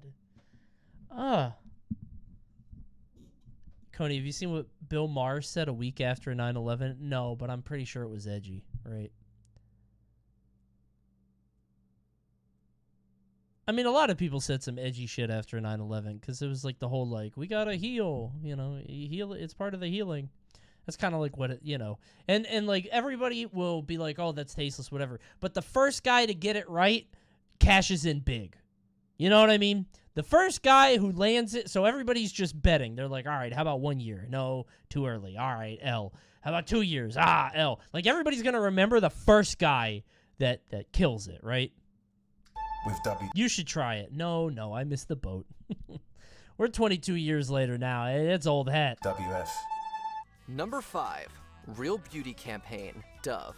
Quick tip for anyone in advertising, if you're doing a campaign centered around real beauty, you probably shouldn't follow Dove's example. The ad sparking a big debate and conversations about whether this was a subliminal inference that lighter skin is better or just a big PR mistake. In one infamous ad, a black woman takes off her shirt to reveal a white woman underneath. Commenters were quick to point out that it looked like Dove was suggesting that real beauty only came when someone lightened their skin. The company said they deeply regretted the ad. I thought it was the one where they're like, we're Dove and we're now showing real bodies and real figures, and it was just all like skinny women. It's like these are real people with real figures, and like the biggest woman probably weighed like 150. Like, quickly withdrew it after it got backlash. In response to Blake and thousands of furious responses online, Dove removed the clip. Were you guys around for the Abercrombie? I don't know if it was Abercrombie and Fitch or Hollister, but the guy said something to the effect, and it might be in here. The guy said something to the effect of like, yeah, we don't want ugly people wearing our clothes. He was like, I don't care who I offend. I don't want ugly people. And it was this super Botoxed up, like 60-year-old guy that dressed like he was 19 years old or something. It was so weird. But I guess protecting the brand, I mean, I kind of get what he was going for, but I don't know if that's the tone you want to go for, right? Yeah, the CEO looked like Frankenstein. Yeah. On Facebook saying Dove is committed. Oh, what? Okay.